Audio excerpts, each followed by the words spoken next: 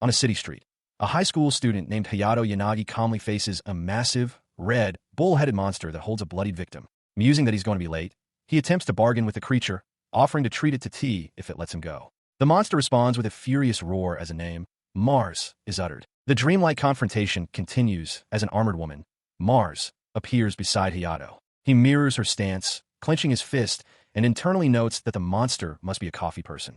A powerful blow connects, obliterating the creature's head and marking the beginning of a world gone mad. The scene shifts abruptly to the mundane reality of a classroom at Scion High School. A bald teacher with glasses lectures at the chalkboard, explaining a formula to his students while the school building stands peacefully outside. In that same classroom, Hayato Yanagi is fast asleep at his desk, a content smile on his face. His slumber is broken when a hand grabs the back of his uniform collar, yanking him awake with a start. He looks up to see his teacher, who greets him curtly. Still disoriented from his dream, Hayato asks if this is school, mentioning he thought he was at a pet shop. He then calls the teacher by the nickname Surasaki, causing the man to snap in anger and order him out into the hall. As he walks away, a classmate named Tanaka Ryo remarks that this is why the zeros are such a pain. Another student agrees it was a bad move to use the teacher's nickname, while a third simply tells Hayato to go home. Another student, one with a blonde undercut, confronts Hayato, scoffing at the idea that they are in the same class as ability users. Hayato agrees noncommittally. The student explains that 100 years ago, people with supernatural powers began appearing, and around the same time, elusive aberrant monsters emerged. He states that only ability users possess the power to kill these monsters. To combat this monstrous threat, the government formed counter-organizations, such as the Special Countermeasures Unit. These units are tasked with working tirelessly to exterminate the monsters that plague their world. The school bell chimes, its sound echoing across the grounds of Scion High School. Following this, the student with the undercut, along with Tanaka and another classmate, corner Hayato in the hallway. The leader addresses him as loser and orders him to go get them some drinks. Tanaka specifies a cola, while the other asks for a soda, as Hayato looks back at them. His tormentor, a student with spiky, light-toned hair, scoffs at his defiance. A menacing aura flares around the bully's hand as he boasts about his power score of 5,058. He declares that a powerless Zero, like Hayato, should simply accept his place as a slave, holding out a small, flickering flame as an implicit threat. Despite the danger, Hayato stands his ground, pointing a finger accusingly. He retorts that powers are not meant for such abuse and threatens to report the incident to a teacher. The bully's expression hardens, his patience gone. He thrusts his energy-wreathed hand towards Hayato's face, warning that he will genuinely blast him. Ultimately, Hayato is forced to relent. He stands before a vending machine, purchasing drinks for his tormentors. He reflects on the world's harsh reality. A person's worth is determined by a numerical ability score. While his bully's score of 5,058 is high for their school, members of the elite Special Countermeasures Unit possess scores in the tens or even hundreds of thousands. In an age where almost everyone has an ability, his own score is 0, rendering him useless and unwanted. Having gathered the drinks, he hears the bully's dismissive voice from afar, telling him to just leave them on the desk. It is a stark reminder that a powerless person with an ability value of 0 is treated with nothing but contempt. The school day finally over, Hayato arrives at his 2-story suburban home, announcing his return as he opens the front door. Inside, his sister, Yanagi Ao, welcomes him home. She is lounging on the sofa in her school uniform, enjoying a cup of what appears to be ice cream. He walks further into the living room, remarking that her snack looks delicious and asks if he can have one. Ao confirms that they are brand new. As he grabs a drink from the refrigerator, Ao asks him how his day at middle school was. He takes a sip before replying that it's going okay, then turns the question back to her. He dismisses his day as just the usual, getting chewed out by the popular kids and being sent on their errands. With a strained smile, he sarcastically calls it the perfect high school life. His words hang in the air, and Ao's expression shifts to one of deep concern, realizing his life is not perfect at all. She looks at him with concern, insisting it's time he stopped hiding whatever is bothering him. Hayato attempts to deflect with a cheerful wink, claiming his everyday life is nothing to complain about, but his smile quickly fades into a more somber expression. He turns away from her serious gaze, announcing his intention to retreat to his room and watch some videos. He adds with a gentle smile that he'll be fine as long as he has his fluffy animal friends to cheer him up. Ao, however, remains unconvinced, declaring that she is being serious. She looks at him, her expression filled with worry, and begins to explain that seeing him in this state. She trails off, unable to finish her thought. He turns back to face her, softly speaking her name. She continues, urging him to just tell people the truth, that his score only shows up as 0 because his ability is so incredibly powerful it glitches the system, and that it's merely a display error. He finally reveals the nature of his power. It is a transcendent ability, one that allows him to sublimate himself into any other existence, provided certain conditions are met. He elaborates on his reasoning, reminding her that in their world, a person's score is everything. If the truth about his zero score possessing absolute power were to be revealed, it would unleash chaos, and she would inevitably be dragged into the ensuing turmoil simply because she is his sister. He concludes that it is far better for him to be perceived as a powerless zero. Hearing this, Ao looks down, quietly murmuring that she would be fine regardless, though she seems to understand his position. He turns to her with a gentle, determined smile, explaining that in a world as chaotic as theirs, the most important thing to him is the peace of his family. He lightens the mood, telling her not to be so serious. She finally relents, acknowledging that she understands, but makes one request, that he not push himself too hard. He cheerfully reassures her that he's fine because he has something to live for. With a bright smile, he holds up his phone, showing her a picture of a fluffy dog. He announces that he's off to the shopping mall tomorrow for his date with Sally, much to Ao's surprise as she realizes he's talking about a pet from the local shop. Elsewhere, Hattori Suzuna felt a surge of excitement, wondering aloud what she and her companion ought to discuss. Meanwhile, at home, Ao smiled, thinking that as long as her brother was happy, that was all that mattered. She quietly asked their dog, Sally, to take care of him, just as a breaking news report began to broadcast. The broadcast announced that a D-rank monster had appeared near the shopping mall, which was now a prohibited evacuation zone. Standing in the crowd, just outside the police line, was Hayato, his plan for the day suddenly ruined. He watched an officer from the Special Countermeasures Unit declare the evacuation of everyone inside the mall complete. Frustrated, Hayato ran a hand through his hair, thinking how cruel it was that this happened on a day he'd been looking forward to for a week. His concern shifted when he approached the officer to ask about the animals in the pet shop. The man paused, admitting that he couldn't confirm if they had been evacuated. A sudden explosion from the mall sent a shockwave through the area, startling the crowd. While some wondered if a battle had started, another onlooker noted that the blast felt like it originated from deep inside the building. He processed the bystander's words, an explosion from inside. Closing his eyes, Hayato decided he had to see for himself. His consciousness projected into the dark, ruined interior of the mall, where a single, massive eye glowed back at him. He realized instantly that there was another monster inside, one whose aura was on a completely different level than the one outside. As his mind scanned the scene, he discovered something far worse. A small child was there, standing near the powerful creature.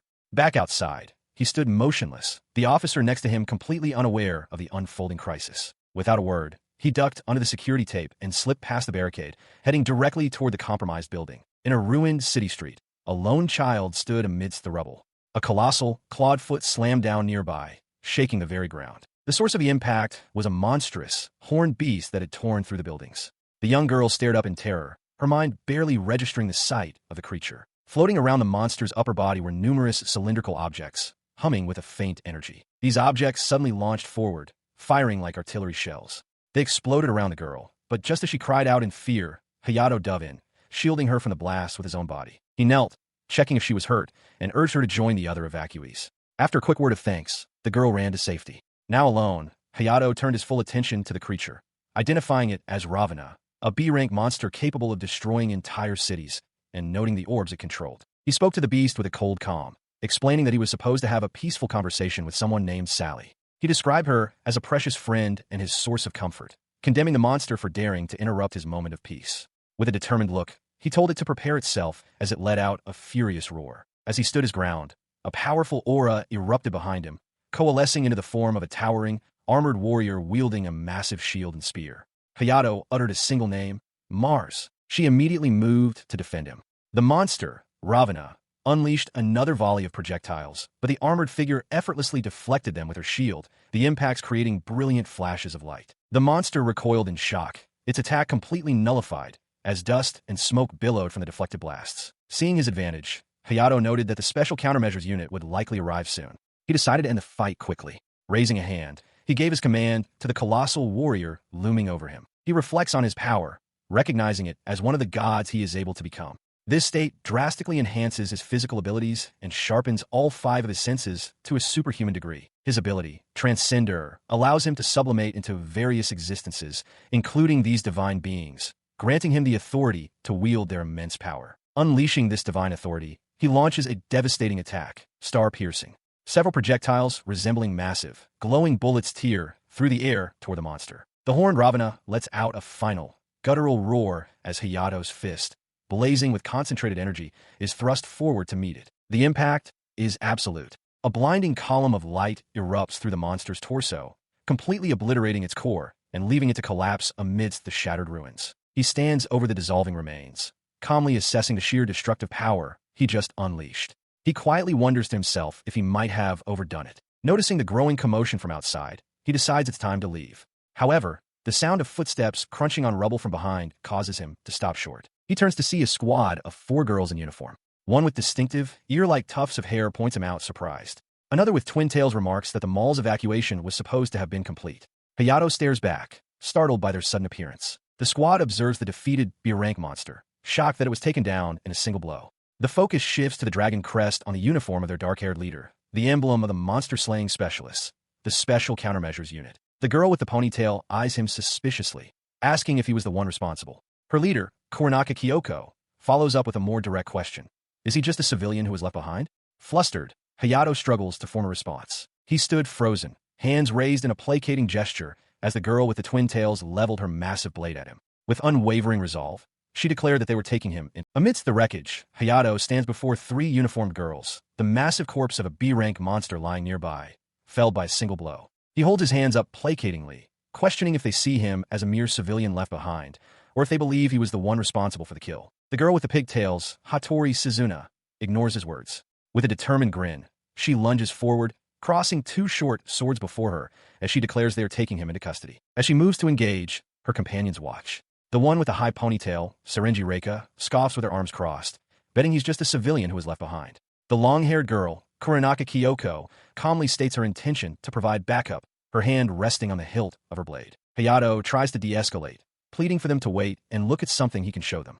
Suzuna dismisses his plea, telling her teammates to stay back and watch as she can handle it herself. In a blur of motion, she vanishes and reappears right before him, causing him to flinch back in shock. Before he can fully process her speed, she is already behind him, the tip of her sword pressed against his back. She warns him to stay put.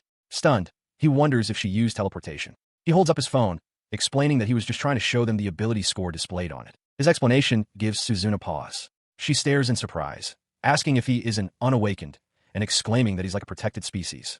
Reika approaches with a scanner, stating that their device is more accurate and that they should measure him with it. With the misunderstanding cleared, Reika chides Suzuna for being too quick on the draw, confirming that he was, as she suspected, just a straggler. Kyoko adds that Suzuna seemed to have lost her composure for a moment. Suzuna turns to Hayato with a playful wink and offers a casual apology. He accepts it, acknowledging that it's not something one can tell just by looking at a person. Having resolved the tension, she formally introduces herself with a bright smile. She is Hattori Suzuna, a member of the Special Countermeasures Unit. Her companions follow her lead. The long-haired girl states her name is Kuronaka Kyoko, and the girl with the ponytail introduces herself as Serenji Reika. The girl with the ponytail, Serenji Reika, remarks that Hayato is taking the situation awfully well, noting that most people would be a mess after such an encounter. She lightly punches his arm, commenting that he has nerves of steel. Her friendly demeanor shifts as she suddenly grabs his hand, startling him. Nearby, Kuronaka Kyoko observes the interaction with a silent, unreadable expression. She holds his hand gently, offering a bright smile and words of encouragement. Reika reassures him that it's perfectly fine if his score is 0 for now, expressing her certainty that his powers will awaken one day. Releasing his hand, she explains that her unit will now investigate the scene and may require his testimony later. She then formally asks for his name, to which a slightly flustered Hayato can only manage a quiet thank you. He then provides his full name, Yanagi Hayato.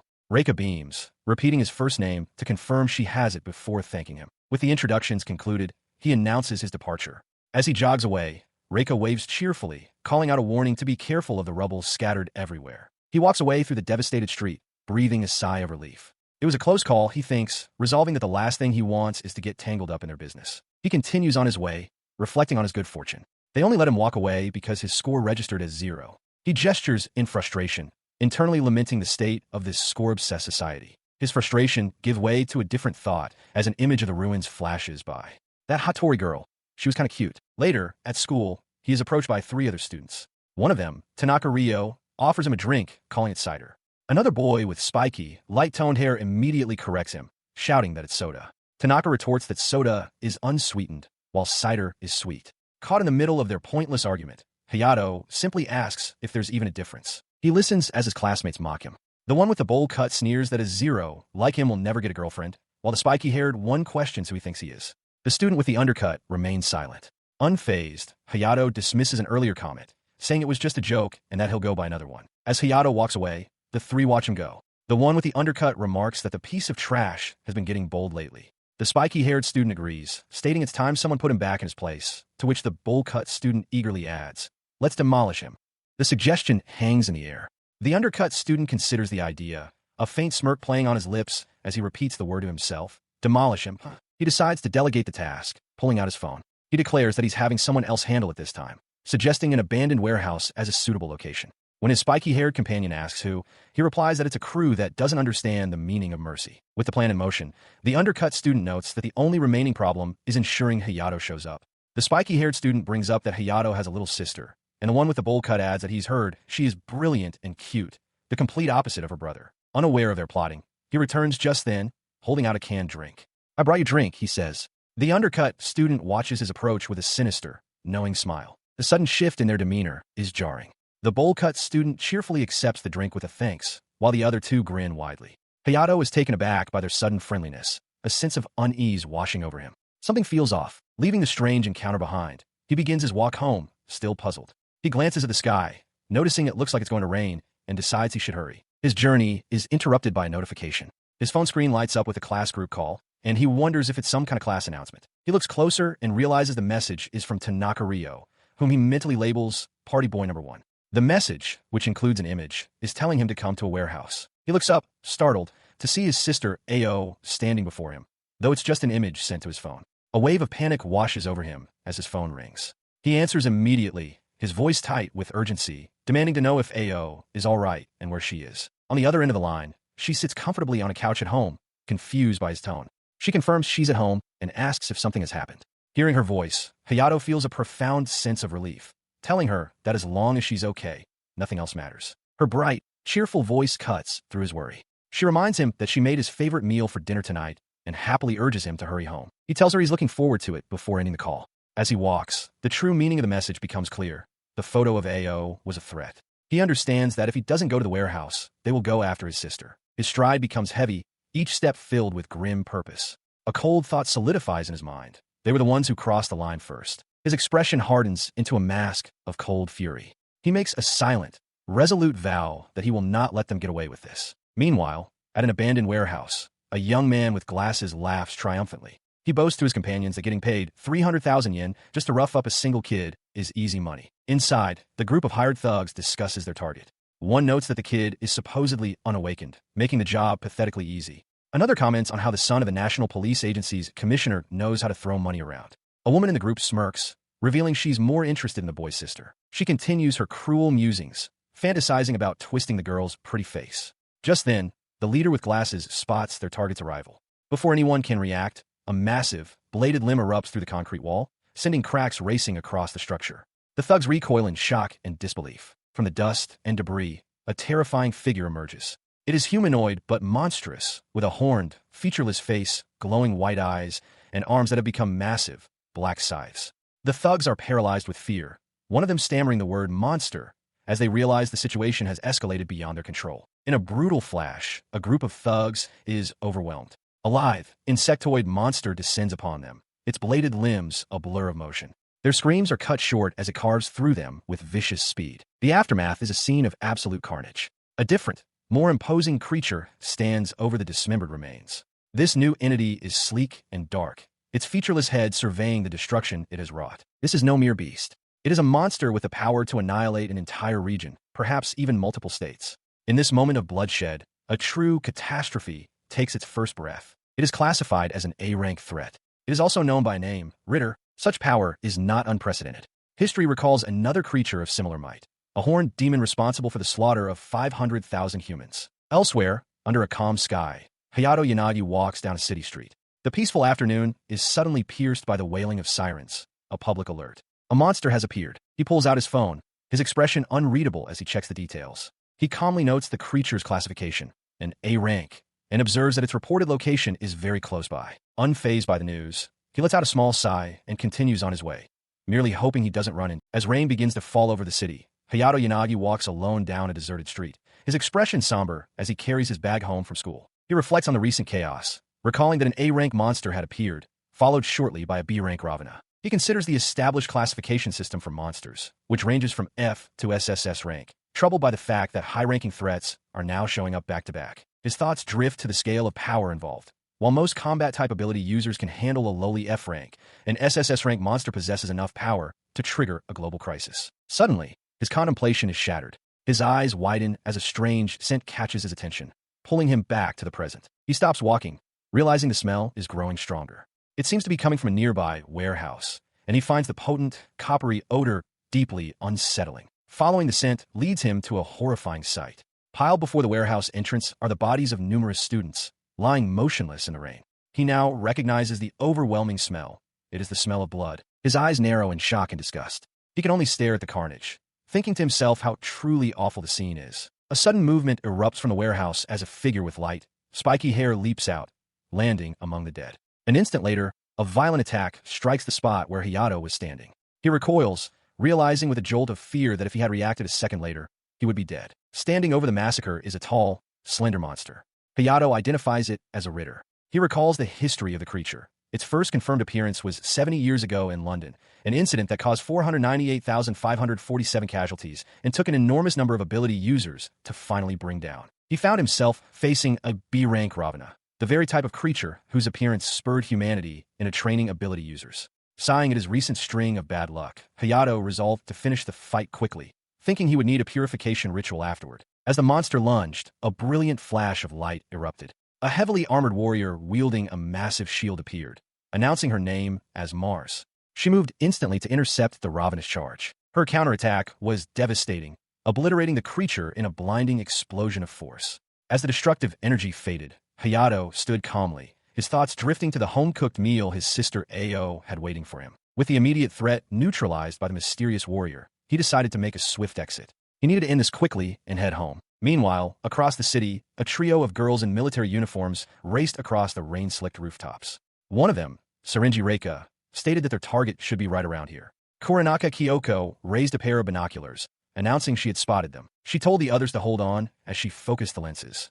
Through the magnified view, she saw Hayato standing in a ruined landscape, wondering what had happened to him. She noticed a small cut on his cheek as he stood near the hulking form of another monster. His attention, however, was fixed not on the monster, but on a large, solitary rock that had crashed into the ground between them. The rock began to vibrate, and a deep crack split its surface with a grating sound. He watched, his expression one of pure confusion. A rock?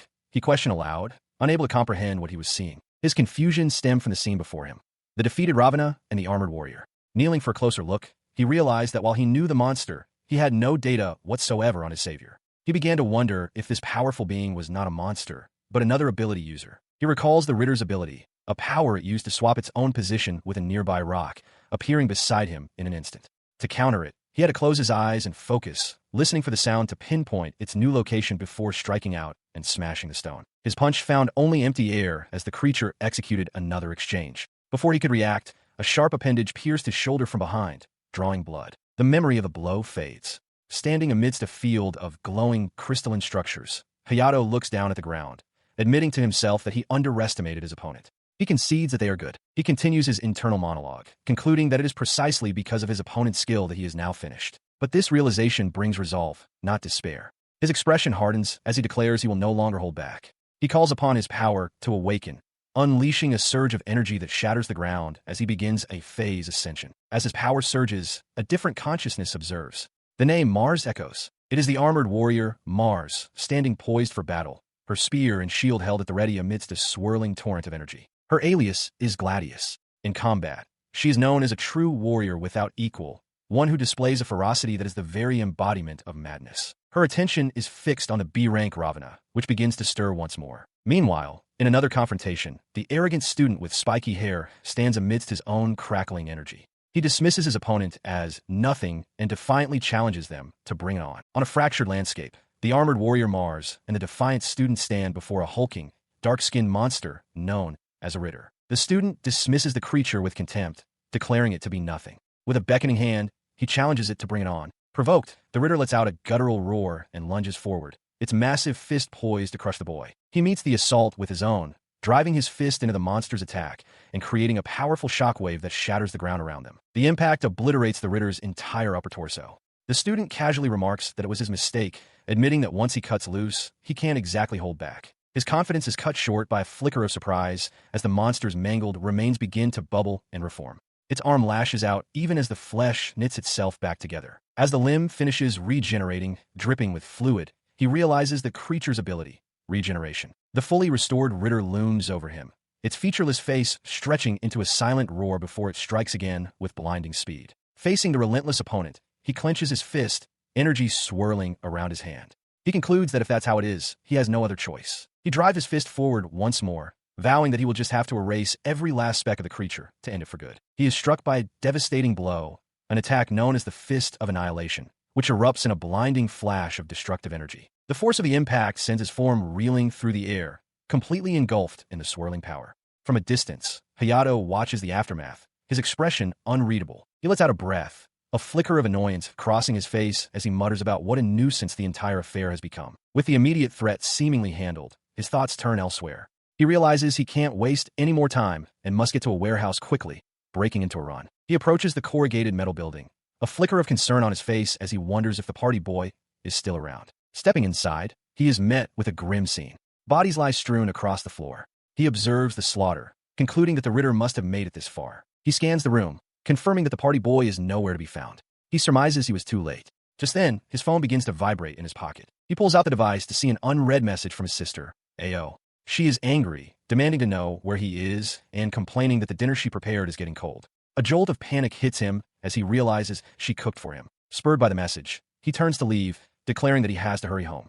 Suddenly, a familiar voice greets him from behind, saying it's been a long time. He stops, startled. His eyes widen in disbelief as he recognizes the unseen speaker, his voice trailing off as he begins to identify them. He found himself facing 3 young women in matching dark uniforms, identifying themselves as the Special Countermeasures unit. The girl with the high ponytail stepped forward, a hopeful look on her face as she asked if he remembered her.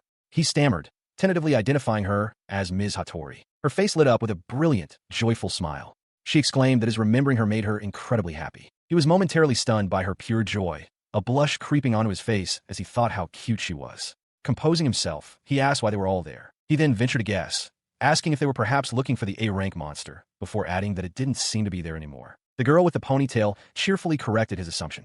"Nope," she declared. "We came looking for you." He could only stare back in confusion, questioning if she meant him. She continued enthusiastically, praising his amazing performance.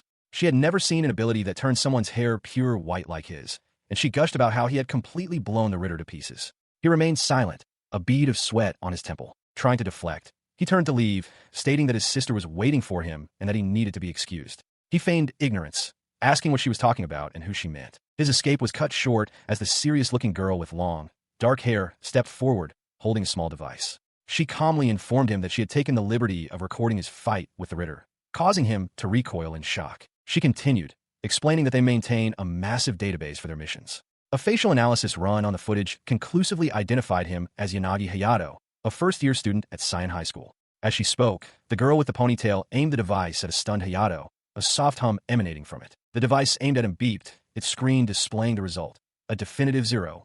Sagesumareteiru Reika announced that, just as she suspected, he was an unawakened individual with a score of 0. Hearing this, Koronaka Kyoko noted that it wasn't entirely unheard of for someone with a score of 0 to possess an ability.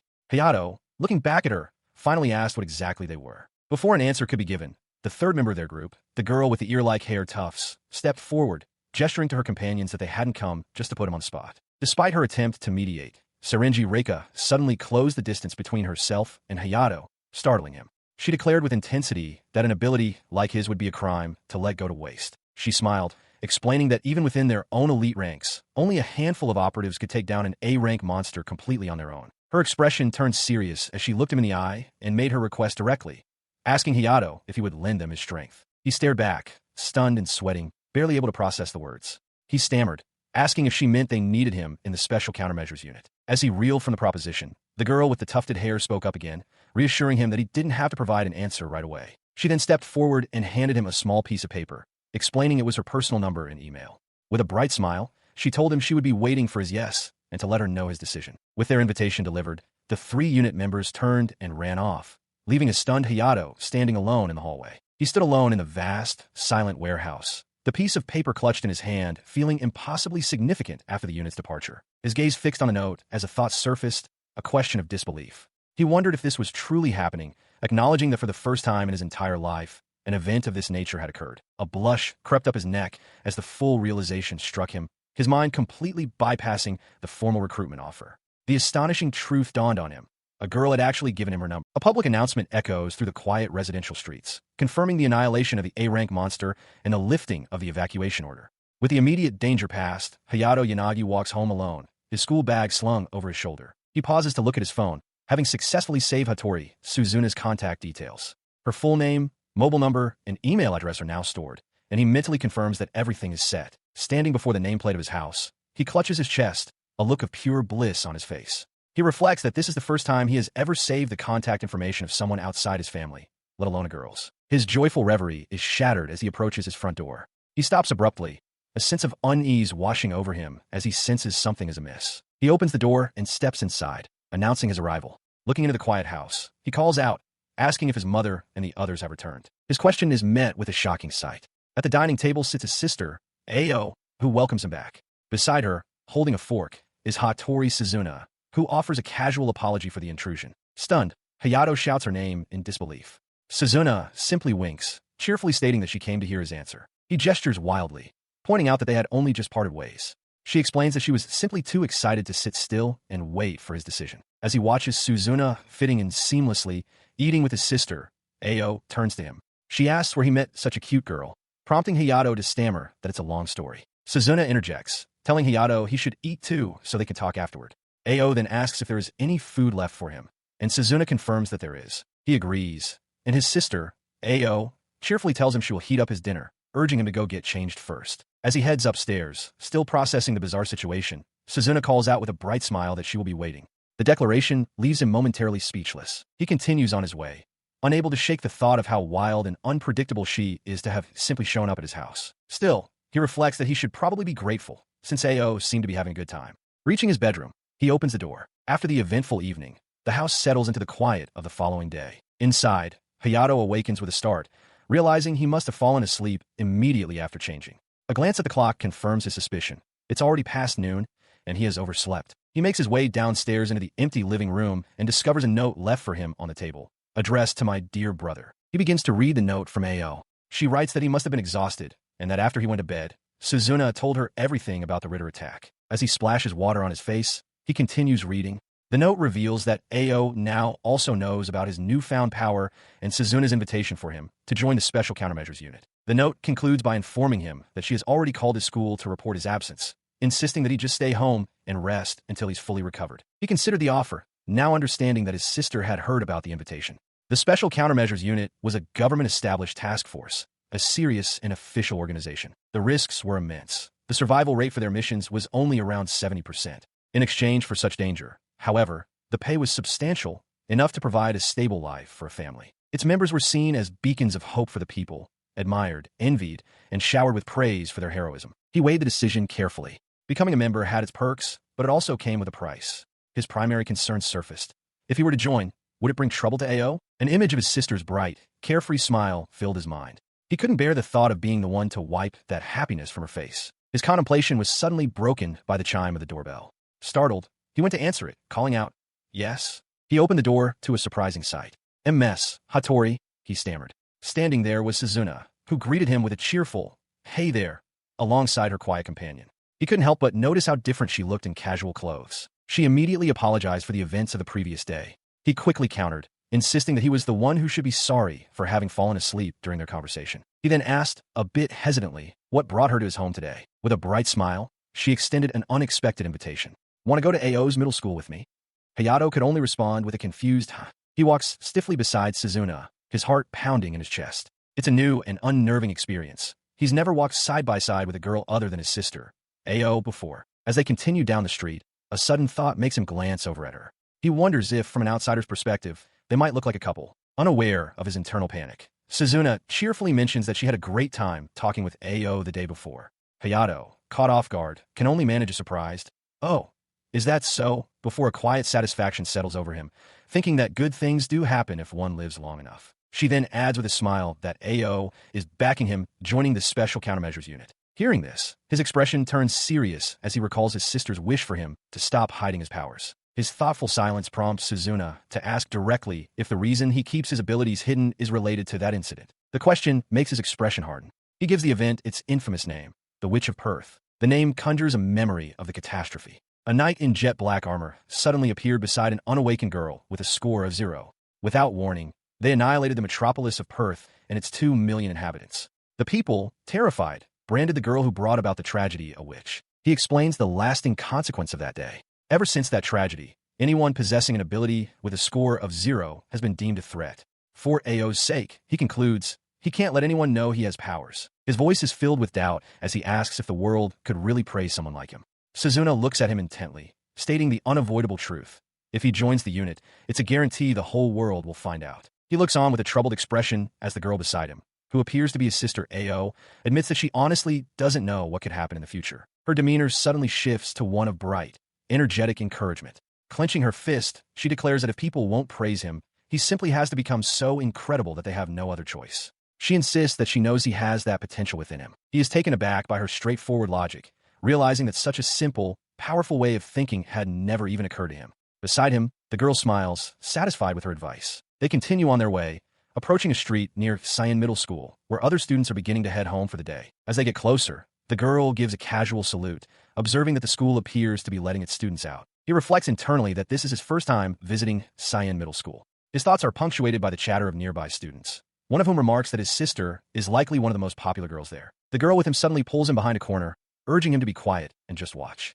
Confused, Hayato asks why they're sneaking around, but then he spots his sister in the distance and calls out her name in recognition. He watches, bewildered, as the real Ao walks out from the school gates, completely alone. His eyes widen in shock as a sudden, jarring realization dawns on him. The girl leaving the school, his actual sister, wears a heavy, melancholic expression. Her gaze is fixed on the ground, her face shadowed with a profound sadness. The sight renders him speechless. Staring with wide, disbelieving eyes, he can only manage to whisper her name. He stared, a cold sweat forming on his temple. The look on her face, he had never once seen her make an expression like that at home. Standing frozen on the sidewalk, he watched her walk away, her shoulders slumped.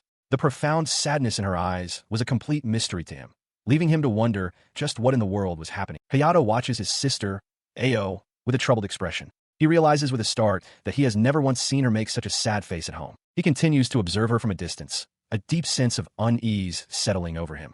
He had always assumed she was having fun at school. Later, as he walked with a girl who looks identical to his sister, he tries to rationalize what he saw. He suggests that Ao probably just had a fight with a friend or was feeling down, dismissing it as a bad day. Ahead of them, the real Ao walks home, completely alone. His companion immediately shatters his hopeful assumption, stating flatly that it is like this for Ao every single day. The revelation hits Hayato with the force of a physical blow, his eyes widening in shock. He struggles to understand, asking why this is happening and what became of her friends. The girl simply explains that Ao walks home alone every day. Hayato protests, insisting that can't be right because his sister is a very outgoing person. As he speaks, an image of Ao walking by herself reinforces the girl's words.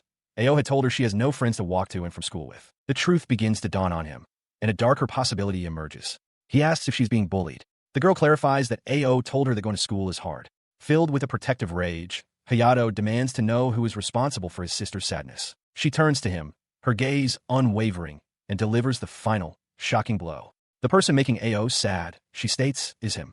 Hayato is stunned, barely able to process the accusation as he stammers. Me?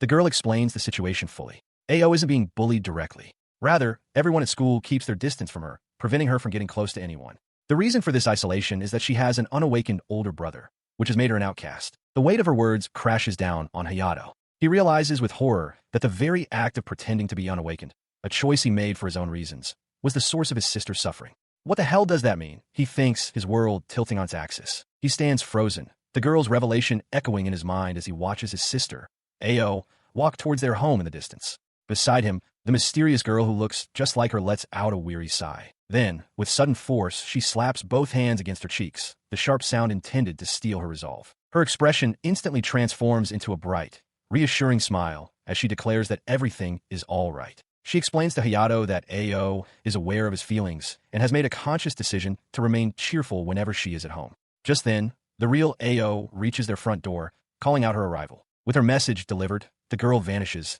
leaving Hayato alone on the street. His face hardens with grim determination, and he breaks into a full sprint toward his house. He bursts through the door, shouting Ao's name. Startled, she turns from her room and offers a casual greeting to her brother. Her casualness quickly evaporates into worried frustration. She demands to know where he's been, reminding him that she left a note telling him to rest because of his injuries. All he can do is apologize. He calls her name again, his tone serious. With her hands on her hips, Ao waits for him to continue. But he seems to struggle, searching for the right words. Instead of confronting the issue, he simply announces that he'll make dinner. Ao's tense posture immediately relaxes into pure delight as she exclaims that he's a lifesaver. Later, as he cooks in the kitchen, his mind drifts. He realizes with a pang of guilt that she never showed any sign of her suffering. The question hangs heavy in the air as night falls. Since when had this been going on? He places a plate of omuris before his sister, his hand trembling slightly as he grips a bottle of ketchup. Internally, he berates himself for his cowardice, lamenting that he could never bring himself to confront her directly about her pain. The red sauce forms a single, clear word on the surface of the omelet. Sorry. Ao stares at the plate, confused by the unexpected apology. Her confusion quickly melts into a cheerful smile. She takes a bite, telling him not to worry about what happened earlier. She urges him to rest well, reminding him that tomorrow is a new day. As she happily declares the meal delicious, he turns and walks away from the table, his expression hardening with resolve. He makes a silent, firm promise to himself that he will not allow her to suffer any longer. This newfound determination solidifies into a clear purpose. He decides to stop deceiving himself, driven by the singular desire to see his sister's genuine smile once more. He raises a phone to his ear, ready to take action. Under the starry night sky, he makes the call, asking to speak with someone named Hattori. The following day at school, he approaches the group of students who have been tormenting his sister. The one with the distinctive undercut steps forward, demanding to know what he wants. He meets the boys' gaze without flinching, his voice steady as he brings up their previous encounter, asking if they have forgotten about the warehouse. The student with the undercut smirks, first claiming he wouldn't know anything about the warehouse since he wasn't present, but his tone confirms he knows exactly what Hayato is talking about. As the bully speaks, Hayato's focus is suddenly broken. His eyes widen as a sound from behind catches him completely off guard. He stands before his tormentor, who reveals that he had sent others to attack him. The bully notes with a smirk that they were apparently defeated by a Ritter, sarcastically calling Hayato lucky. The bully places a hand on his shoulder, casually promising to arrange another confrontation. In response, Hayato's expression darkens as he issues a quiet warning to be prepared for it. As he begins to walk away, he declares that there will be no next time. His words catch the group of bullies off guard, and they turn to watch him leave with expressions of surprise. He glances back over his shoulder, his gaze steady, and clarifies his statement. This will be the final time their paths ever cross. His declaration is met with derision. The lead bully scoffs, questioning if Hayato is dropping out of school, while another mockingly tells him to get lost for good. Unfazed by their taunts, Hayato faces them directly. They laugh at the idea that an unawakened person could ever join the elite special countermeasures unit, but he confirms that is precisely his intention. He then utters a single name, Mars. At his call, the formidable armored warrior, Mars, appears behind him in a burst of energy. With blinding speed, she unleashes an attack that sends all three bullies hurtling backward through the air. The trio lands hard, scattered, and incapacitated on the pavement. The lead bully struggles to prop himself up, his face a mask of disbelief. He stares forward, his voice trembling as the realization dawns on him. Hayato possesses an ability. Looking down on his defeated tormentor, Hayato calmly states that he tolerated their behavior only for the sake of his sister. Behind him, Mars's overwhelming battle aura radiates, causing the bully to tremble uncontrollably. He watches as his summoned warrior, Mars, unleashes a devastating blow. The force of the impact shatters the ground around the bully, whose face contorts in shock and pain as the attack connects. He clenches his fist, acknowledging to himself that this display was a mistake. He knows this power might cause others to fear him, or even hate him. However, a girl with short, light-colored hair reacts not with fear, but with admiration. Clenching her own fist, she declares that he is so amazing, people have no choice but to admire him. Her words do little to sway his resolve. Standing firm on the cracked pavement, he decides that he is done hiding. With the spectral form of Mars looming behind him, he makes a bold declaration. He is an ability user with a score of 0. The defeated bully, bruised and breathing heavily, can only listen as Hayato issues a final, cold warning to never get involved with him or Ao again. He then turns his back and walks away, leaving his adversary sputtering in disbelief, unable to comprehend how someone with a score of 0 could possess such power. The bully trembles where he sits, his mind racing with a terrifying realization. A power like that has to be well over 100,000. Sometime later, as he leaves the school grounds, a voice calls out his name. He turns to see the same girl from the confrontation waving enthusiastically from the back of a black car. Now seated beside her in the vehicle, he apologizes for making her come all this way to get him. She cheerfully dismisses his concern, replying that it's not a problem at all, as it's a long way to the headquarters building regardless. As he rode along in the car, the cheerful girl beside him turned with a bright smile, asking how his farewell to his schoolmates had gone. She wondered aloud if everyone had been crying. He confirmed that they were, adding that they seemed quite sad to see him leave. As their car continued through the city, he clarified with a deadpan tone that they had been crying so hard, they had wet themselves. A black car pulls to a stop on a city street. As Hayato and Hattori Suzuna step out, she announces their arrival. Stepping out, he is immediately struck by the sight of an enormous skyscraper, marveling that it must be over 100 meters tall. Suzuna confirms that this is the headquarters for the Special Countermeasures Unit's Japan branch. She then points to a nearby apartment building, informing him that it will be his and Ao's new home. He asks if his sister has already seen the apartment. Suzuna smiles, confirming that Ao was incredibly excited when she saw the room, recalling her delight at the massive living space. As they walk through the pristine lobby of the headquarters, Hayato asks about the size of their team. Suzuna explains that she went to see Ao before picking him up, and then answers his question. Including him, there are now 8 members. She elaborates on this point as they continue down a long corridor, explaining that most teams average about 4 members, with some smaller countries having only 2. This means, she concludes, that the Japanese branch possesses a significant force. Their walk leads them to an elevator which takes them to the 30th floor.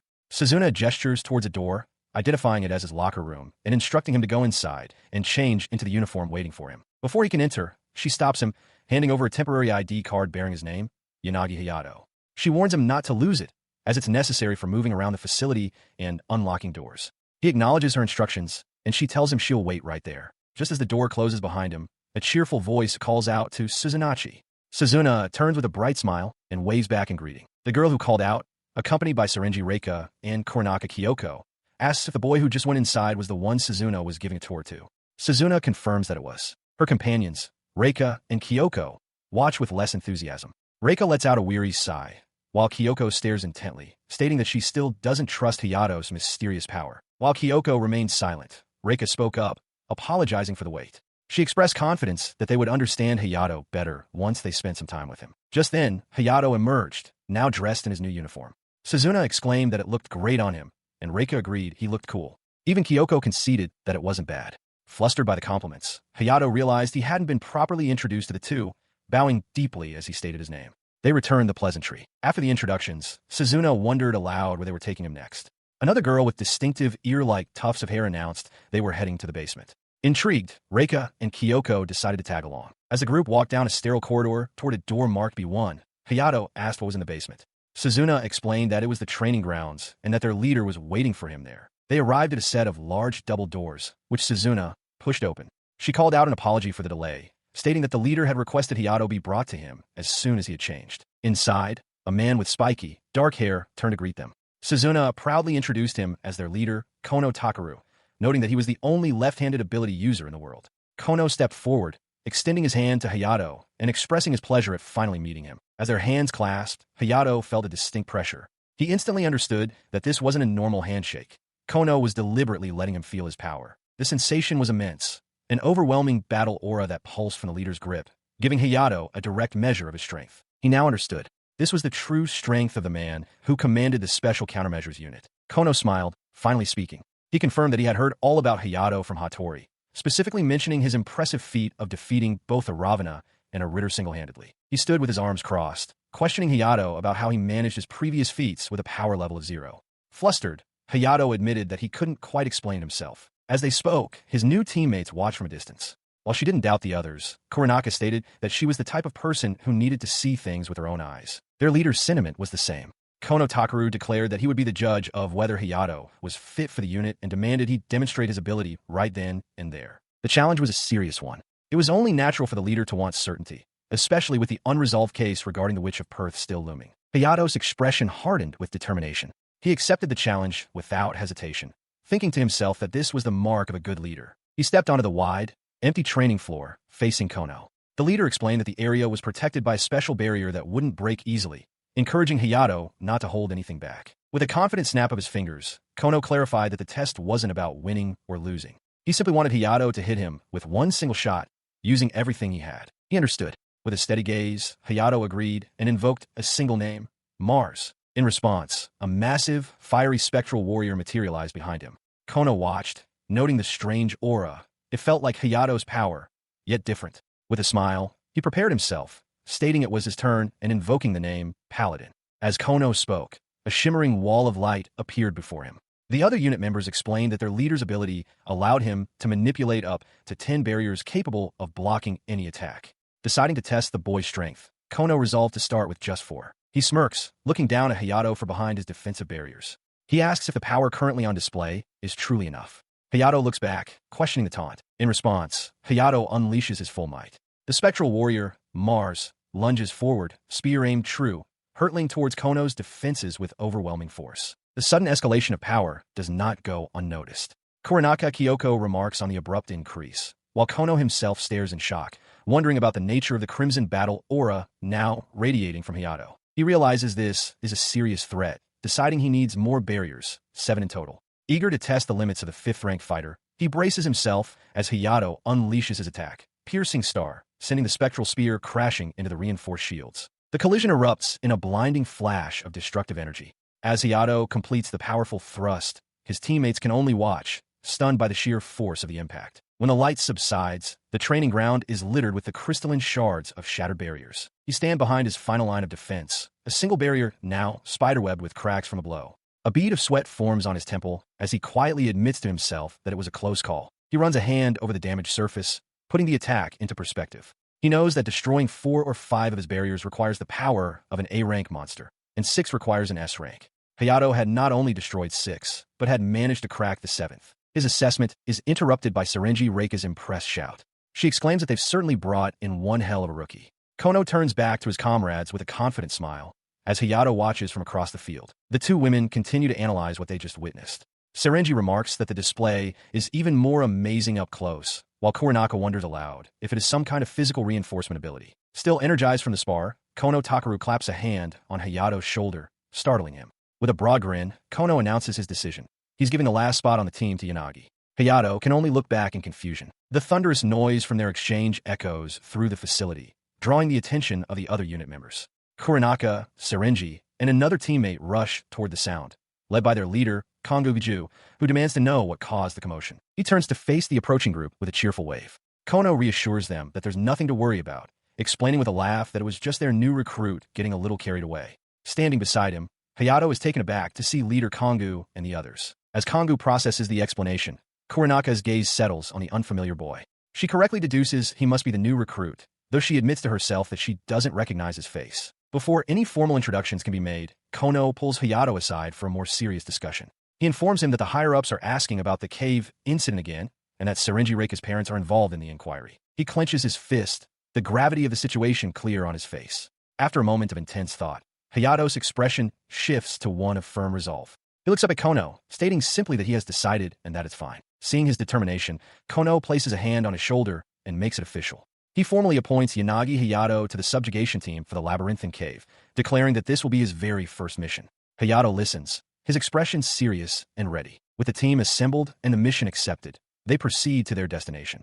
The 4 members, Hayato, Kono, Sarenji, and their other teammate, stand before the dark, gaping maw of a cave. The labyrinth exploration has begun. Within the depths of the labyrinth, powerful foes lie in wait. The team will be forced to confront an A-rank Chimera, a beast with a lion's head and a venomous snake for a tail. Yet, an even greater threat stirs in the darkness. A sentient S-rank monster, ancient and vast, which looks down on the approaching humans with utter contempt. More than a century has passed since the world changed. It was an era defined by the emergence of individuals wielding supernatural powers and the monstrous creatures that could only be defeated by these awakened. Among the powerless, Yanagi Hayato was oppressed. His ability scores a pitiful 0. Yet, hidden within him lies a power of a completely different dimension. For the sake of his family, he joins the Special Countermeasures Unit, an organization dedicated to fighting these monsters. This young man, Yanagi Hayato, is a wielder of the ability known as Transcendent. This power allows him to sublimate himself into any existence, marking him as one of the most formidable ability users. He commands an authority called Mars, a power that can dramatically enhance his physical abilities and the acuity of his 5 senses. His motivation is his younger sister, Yanagi Ao. Though only a middle school student, she is quite mature and deeply cares for her older brother. The Special Countermeasures Unit is comprised of several key members. Hattori Suzuna, who invited Hayato to join, has a distinctive verbal tic. The unit's leader is Konga Takashi, whose paladin ability allows him to fight with incredibly sturdy barriers. Kirasaka Ryoko maintains a cool and collected demeanor, always prepared with her sword. Lastly, Sarenji Reika, despite a trendy appearance, has a very laid-back and carefree personality. Upon joining, Hayato is immediately approached by the leader, Konga Takashi. With a hand on the new recruit's shoulder, he declares that he is appointing Hayato to the subjugation team for the Labyrinthine Cave, announcing it as his very first mission. As he leads the group away, Kurosaka Ryoko voices her concern, questioning if it's wise to send a rookie into the field right away. Kanga dismisses her worry, confidently stating that with Hayato's power, he will be fine. Another unit member, Gaju, approaches Kongu, remarking that he must have heard the recent blast as well. With a grin, Kongu confirms he did. The other man notes that an explosion of that magnitude is a first for him since joining the unit. He then turns his attention to Hayato, walking over to introduce himself as Gaju Subaru. He confirms Hayato's identity, and the younger man nervously affirms it. Gaju smiles, saying it's a pleasure. As he walks past, Gaju offers some parting advice, casually telling the startled Hayato that it's alright if he happens to get hurt on his first mission. He is met by two of his new squad mates. The first, a girl with long dark hair named Kakuri Hana, formally introduces herself. The second, a cheerful girl with short, light hair named Kurosaka Moka, enthusiastically promises to heal him perfectly should the need arise. Kanga Takashi steps forward, explaining that both girls are key members of their rear support. He identifies Kurosaka as the heel bearer and Kakuri as the prophetess. Hayato looks on, surprised to find children so young within the unit. As he processes this, Kongu calls his name, adding that both of them possess some rather rare abilities. With the introductions complete, the entire assembled squad turns to him, with Kukuri speaking for the group to formally welcome him. He stands before them, officially welcomed into the Special Countermeasures unit. The team then proceeds to a briefing in the conference room. Inside, Kanga Takashi stands before the seated members and lays out their mission: to investigate a labyrinthine cave that has suddenly appeared. Sarenji Reika remarks with some cynicism that a government recon team should have been competent enough for the task. Kurosaka Moka clarifies for Hayato that the government did send a team, but all contact with them was lost. Moka asks if this means the team was wiped out. Kongu corrects her, stating that their deaths are not confirmed, only that all communication has ceased. He concludes the briefing by stating the critical problem.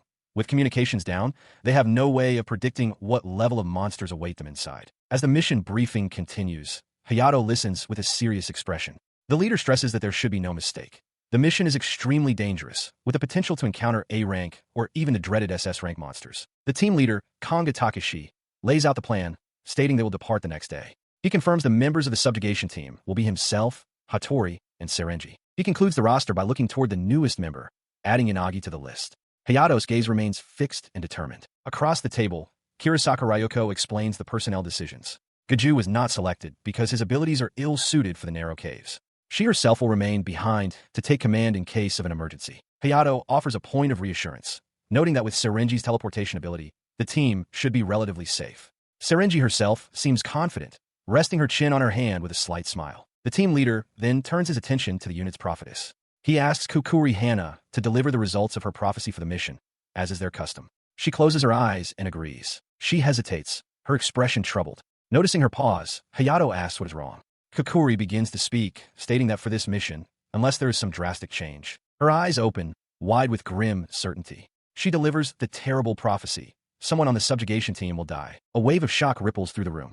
Every member of the team is visibly stunned into silence by the dire prediction. Breaking the silence, Hattori remarks that Kukuri's prophecies are never wrong. Beside her, Hayato forces a strained smile, trying to dismiss the gravity of the situation by saying she must be kidding. In a heavy silence following the prophecy, Sarenji Reika offers a bright, reassuring smile.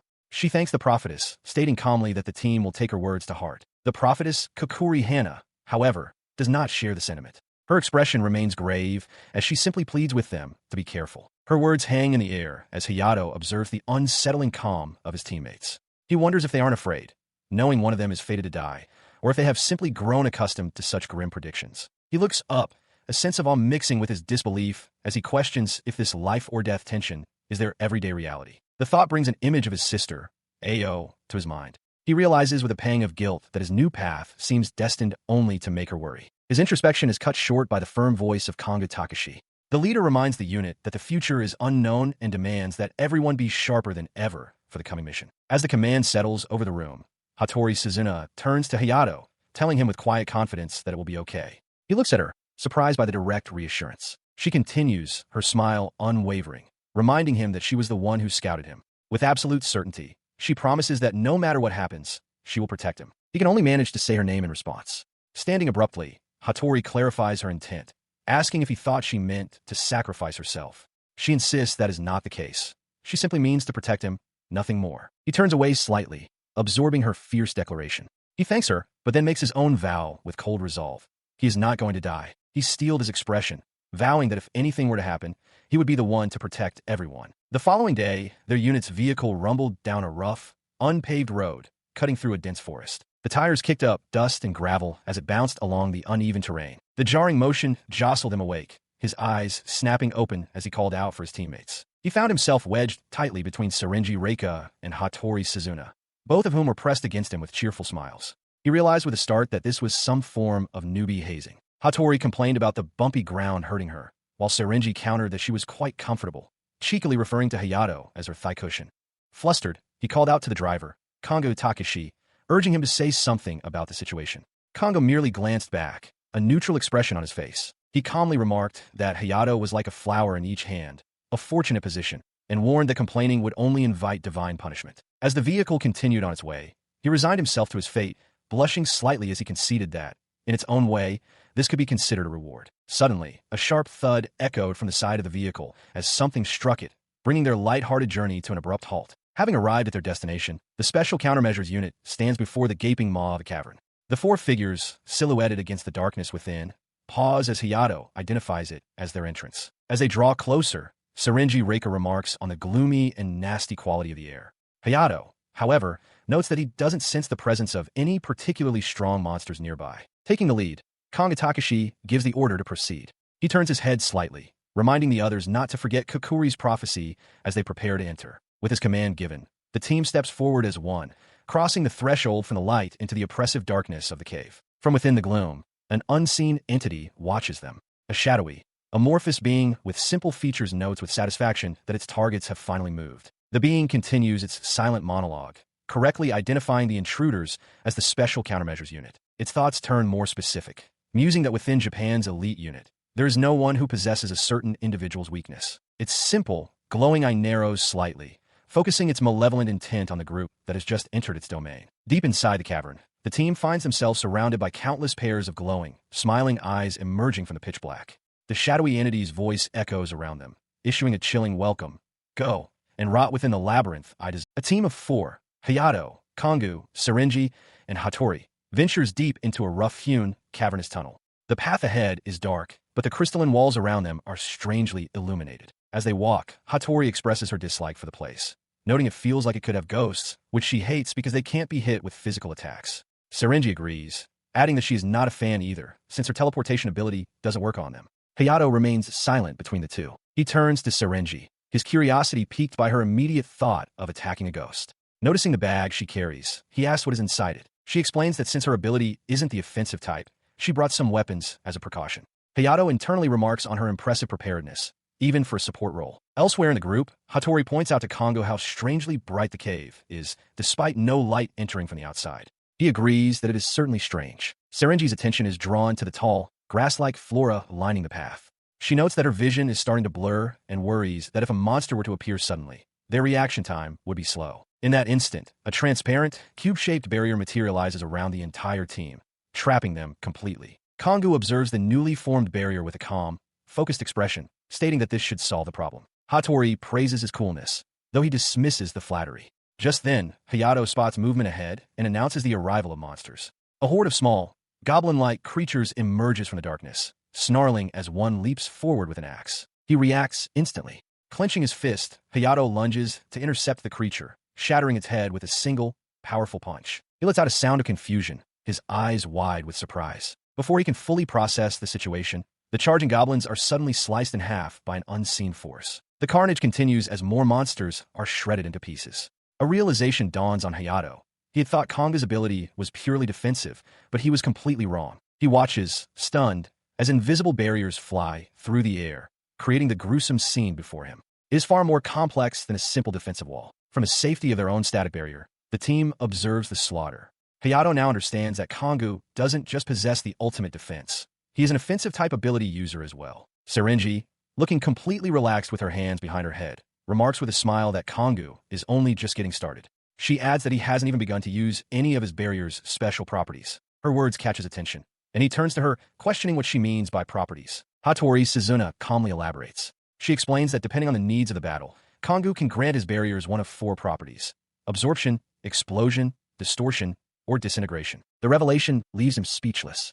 With the ability to enhance his barriers on top of those options, Kongu is practically invincible. Looking at the decimated goblin horde, Hayato concludes that at this rate, there will be no need for him to fight at all. With the goblin threat effortlessly neutralized, the path forward is clear. The four of them now stand before a massive, intricately designed door set deep within a cavern wall. Standing before the massive door, Konga Takashi remarks that the place has a certain ominous feel to it. Beside him, Hattori Suzuna agrees, betting that a powerful enemy is waiting for them. This premonition is familiar to Hayato, a sensation known to any warrior who has survived countless battles. He can sense the scent of death from beyond the door, a feeling that brings to mind Kukuri Hana's chilling prophecy.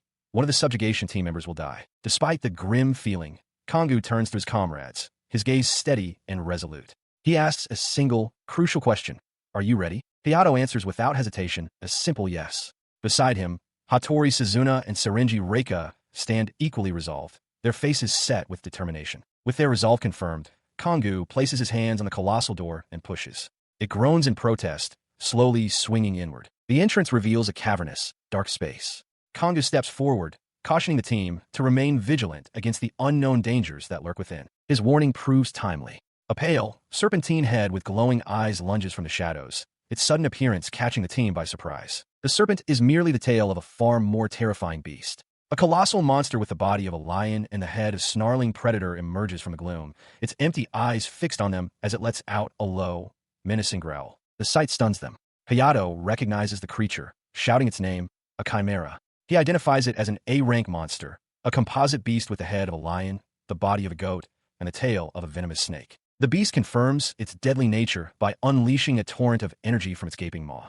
It is a truly troublesome foe, a creature whose lion head and serpentine tail each possess their own independent consciousness, making it doubly dangerous. Its fiery breath is met not with flesh, but with a large, dark shield that materializes instantly, absorbing the entire blast. Behind the barrier, Hayato and his companions stand and scathe as one of them calmly identifies the defensive maneuver, absorption. He watches in astonishment as Hattori blurs past him, moving at an impossible speed. He realizes with a start that he is witnessing one of her unique properties in action. The beast, its initial attack completely nullified, snarls in frustration, its serpentine tail whipping back and forth as it prepares to charge. It barely has time to register a small object streaking through the air directly towards it. The chimera's eyes widen slightly in surprise. The projectile strikes the monster's back with concussive force, causing a dark splatter as the creature stumbles forward from the unexpected impact. He now understands what he saw. Hayato realizes this is Hattori's ability, Excel. It is known as the fastest ability in the world, granting her the power to accelerate any target or phenomenon she chooses. As the chimera roars, more from confusion than pain, its head suddenly erupts in a massive, violent explosion. Hattori stands nearby, poised and ready. He looks on, bewildered, as the massive, headless body of the monster collapses to the ground. He wonders what just happened to cause such a decisive blow. She turns to him with a cheerful smile, holding a small device. Sarenji asks if he found that tasty and offers him another. The nature of her ability, teleport, is revealed. She can transport herself to any place she has visited before or any location within her line of sight. The device in her hand is a detonator. The full scope of her power becomes clear. She can also teleport any object she is touching. She had teleported the bomb she was holding directly into the chimera's mouth. The A-rank chimera lies defeated, its massive form collapsing amidst the dust and debris. As its life fades, a single thought crystallizes in the mind of an observer. These were the chosen ability users, a force unlike any other. His gaze falls upon Hattori Suzuna and Sarenji Reika, who stand with unwavering confidence after their victory. Reika proudly declares that this is the true power of the Special Countermeasures Unit. Hayato looks on, his expression one of grim determination as he processes the immense strength he has just witnessed. Yanagi Hayato stares in astonishment. Before him, a massive, lion-like A-rank chimera has been thoroughly overpowered. The girl with the ear-like hair tufts observes the scene, remarking that this is the true power of the Special Countermeasures Unit. As they walk through a cavern, Konga Takashi comments on the beast's toughness. He then turns to Hayato, informing him that they are almost there and that the rest is up to him, much to Hayato's surprise. He stands before the wounded but still snarling chimera. With a confident smile, Kongu gives the order, finish it with one blow. In response, Hayato simply says got it. The cornered beast lets out a final, desperate roar. He lunges forward, channeling immense power into his fist. He invokes the name Mars and gives the command to shatter, his body glowing with energy as he closes the distance. With a final cry of Mountain Crusher, his fist connects and the chimera's head erupts in a violent, explosive impact. The aftermath leaves the beast's headless corpse sprawled on the ground. The girl with the ear-like tufts expresses her amazement, finding it incredible that he pierced the chimera's tough hide. Hayato deflects the praise, stating it was only possible because they had weakened it for him. As he regroups with his companions, Kanga notices Serenji's troubled expression and asks what's wrong. She confirms that the monster's presence is gone, but questions if the situation is truly over. She elaborates on her unease, explaining that she was just wondering what would happen if the survey team they were looking for had fought this creature. Her concern deepens as she points out that they didn't see a single trace of the team on their way here. Kongo adds to the mystery, confirming there are no signs that the survey team was defeated by the Chimera in this room. He voiced the question on everyone's mind, wondering aloud where the survey team could be. Deciding on a course of action, he instructed the others to search the room. The team spread out across the large cavern, inspecting the walls near the fallen Chimera. Kanga Takashi asked if anyone had found anything, but Reika reported that there was nothing particularly suspicious. With their search yielding no results, Kongo suggested they should head back for now, an idea Serenji seemed to agree with.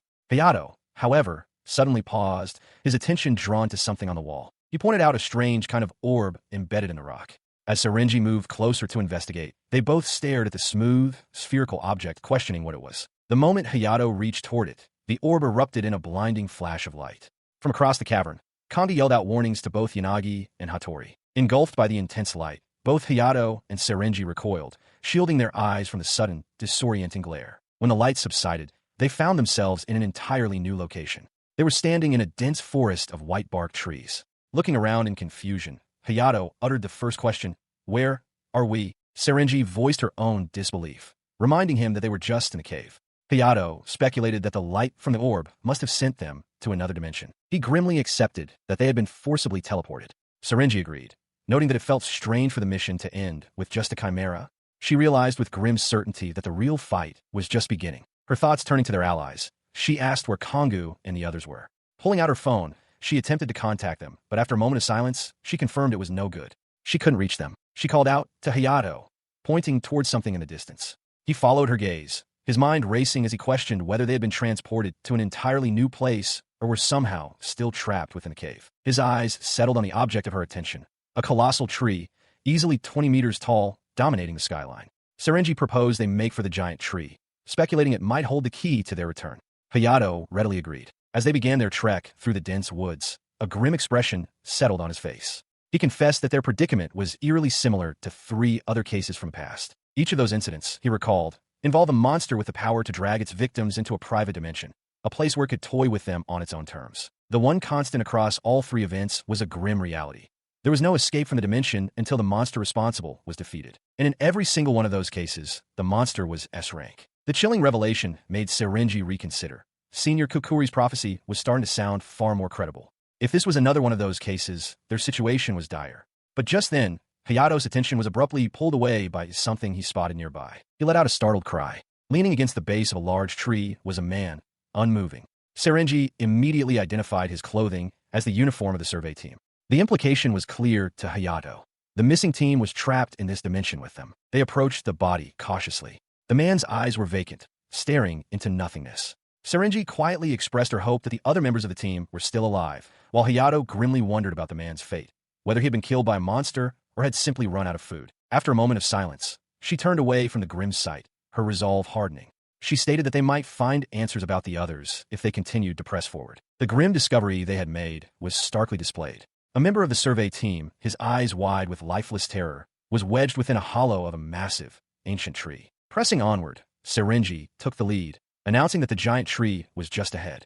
Hayato followed close behind, his hand brushing against the thick trunk of another tree as they navigated the dense woods. He voiced his concern, hoping that if Kongu and the others were also trapped in this dimension, they too would be heading for the same landmark.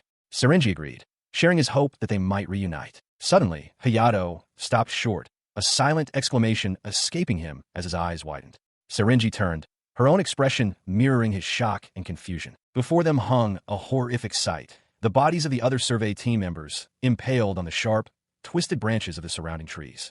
Hayato stared, unable to process the grotesque display. Her voice trembled slightly as she confirmed the worst. With wide, horrified eyes, Serenji identified the dead as the missing members of the survey team. In that instant of stunned silence, a massive, dark root erupted from the earth. It lashed out with blinding speed, forcing Serenji to leap away while Hayato was thrown to the ground. A deep, amused voice echoed from below. As the root withdrew, the voice spoke again, its tone laced with condescending praise. It remarked that it was impressive for them to have dodged its attack. The source of the voice was the great tree itself. Two malevolent eyes glowed to life in its ancient bark, and a mouth of wood and shadow formed. It looked down upon them, noting with disdain that they were mere humans. He pushed himself to his feet, his gaze fixed on the colossal entity.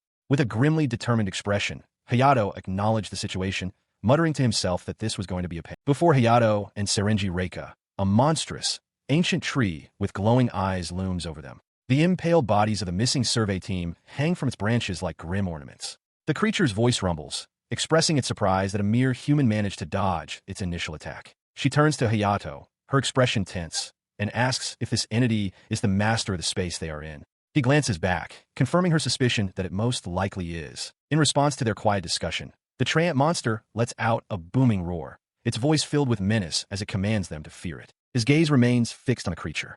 The fact that it understands human speech confirms his worst fear. There's no doubt this is an S-rank monster. As if sensing his realization, the monster bellows a single word: despair. Instantly, the ground around them erupts with sharp, wooden spikes. They both leap away from the deadly barrage. As she lands, Reika quickly analyzes the assault, realizing its attacks aren't overwhelmingly powerful, but are highly adaptable. He picks up on her train of thought, adding that this very adaptability is what makes the trajectory of its attacks so difficult to predict. As he processes this, a spectral image of the warrior Gladius appears beside him.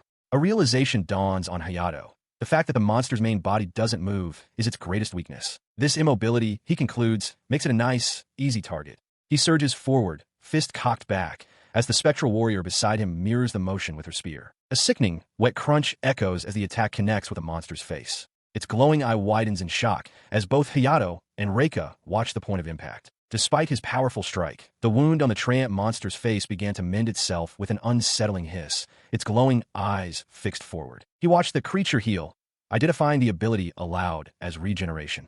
Beside him, Reika grimaced, acknowledging what a pain this development was. The fully restored monster gloated, roaring that Hayato never stood a chance. Unimpressed by the display, Hayato simply remarked on what a talkative tree it was. Cutting off the creature's taunts, he moved to strike again, demanding it be quiet for a moment. As he lunged, the spectral form of Gladius appeared behind him.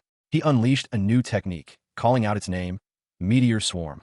As beams of light rained down upon the forest, the barrage of light subsided, revealing the Labyrinth Monster completely unscathed. Strange, bulbous growths began to sprout from its wooden hide as it condescendingly asked if Hayato still didn't understand, musing that humans are just humans. It continued its monologue, calling humans comical creatures.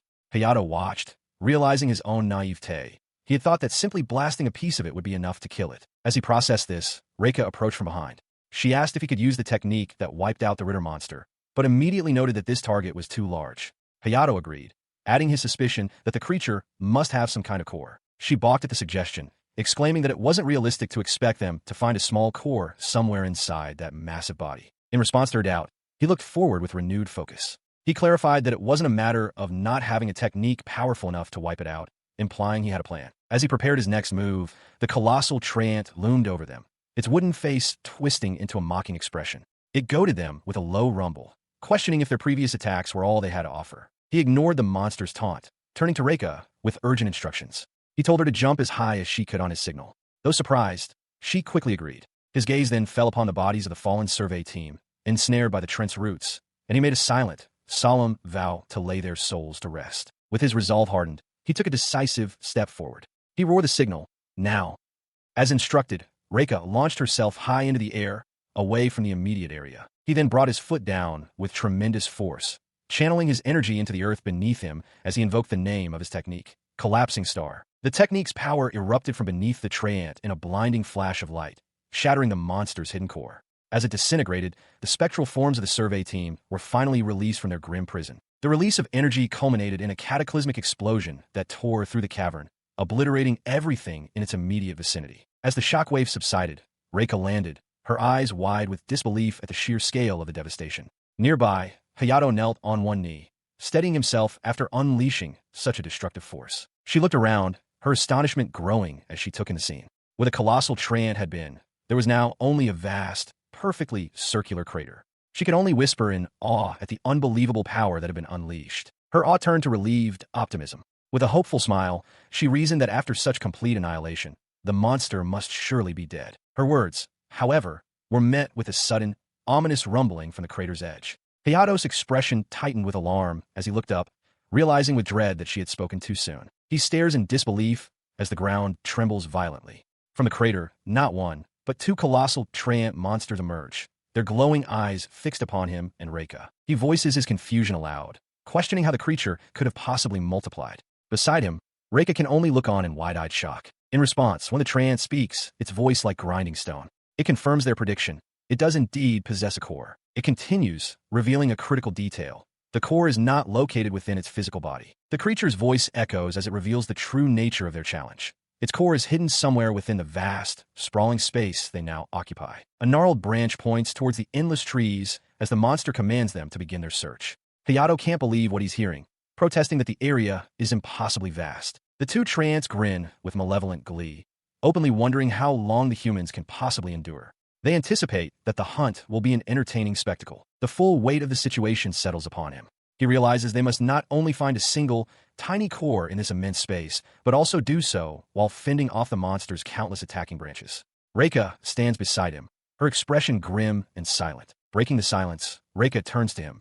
She states that this task might be too much for Mars, and calmly instructs Hayato to step back for a moment, much to his surprise. She turns away from him, her body tensing as she prepares to unleash a new strategy of her own. She drew a sword, its polished hilt gleaming as her grip tightened. With her face half-cast in shadow, her eyes burned with cold resolve as she made a simple, unwavering declaration. She was going to kill that monster. Sarenji Reika, her expression obscured by shadow, suddenly tells a startled Hayato to step back for a moment. He asks what she is planning to do, the monstrous treant looming just behind him. Gripping her weapon, she declares her intention plainly.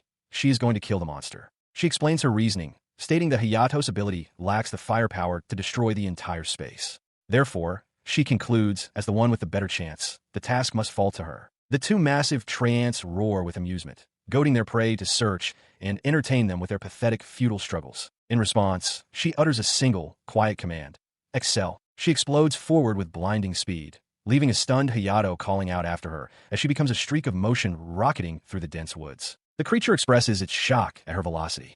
As explosions erupt in her wake, she pushes herself harder, realizing she must be even faster. Her speed becomes so immense that she generates multiple afterimages, darting between the trees like a phantom blur. A long, destructive scar is carved through the forest, evidence of the sheer force of her passage. The monster roars in frustration, demanding the little brat stand still. Watching from a distance, Hayato is stunned, realizing she just tore through a third of the forest in the blink of an eye as she closes in on her massive target. He watched as Sarenji Reika unleashed her technique, 100 Blossoms Bloom, striking the treant with a devastating flurry of blows from her twin blades. Her ability allowed her to accelerate indefinitely, a blur of motion across the battlefield, but she knew it came with a significant drawback. She grimaced, acknowledging the immense toll the technique took on her body. Even with such power, she realized it still wasn't enough to use its full potential. Her muscles screamed in protest as she pushed past the pain, continuing her high-speed assault. The two heads of the treant monster roared in frustration, declaring how annoying she had become, flitting around like an insect. In response, a massive, solid wall of interwoven branches erupted from the ground, forming a formidable defense. Its glowing eyes narrowed from within the darkness of its maw as it bellowed a promise to grind her to dust. Watching the terrifying display unfold, Hayato cried out in alarm, shouting a warning to Hattori-san. She seemed to pay his warning no mind, instead leaping high into the air to evade the encroaching branches. Positioning herself high above the monster's new fortification, she took aim with her twin blades, declaring her intention to end the fight now. She unleashes her ultimate technique, 3,000 Worlds.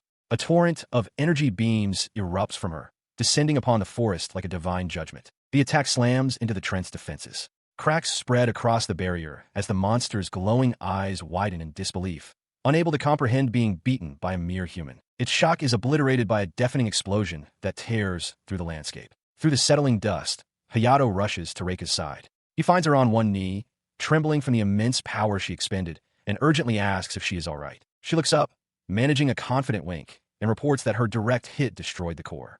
Now, she declares, the main body will finally be vulnerable.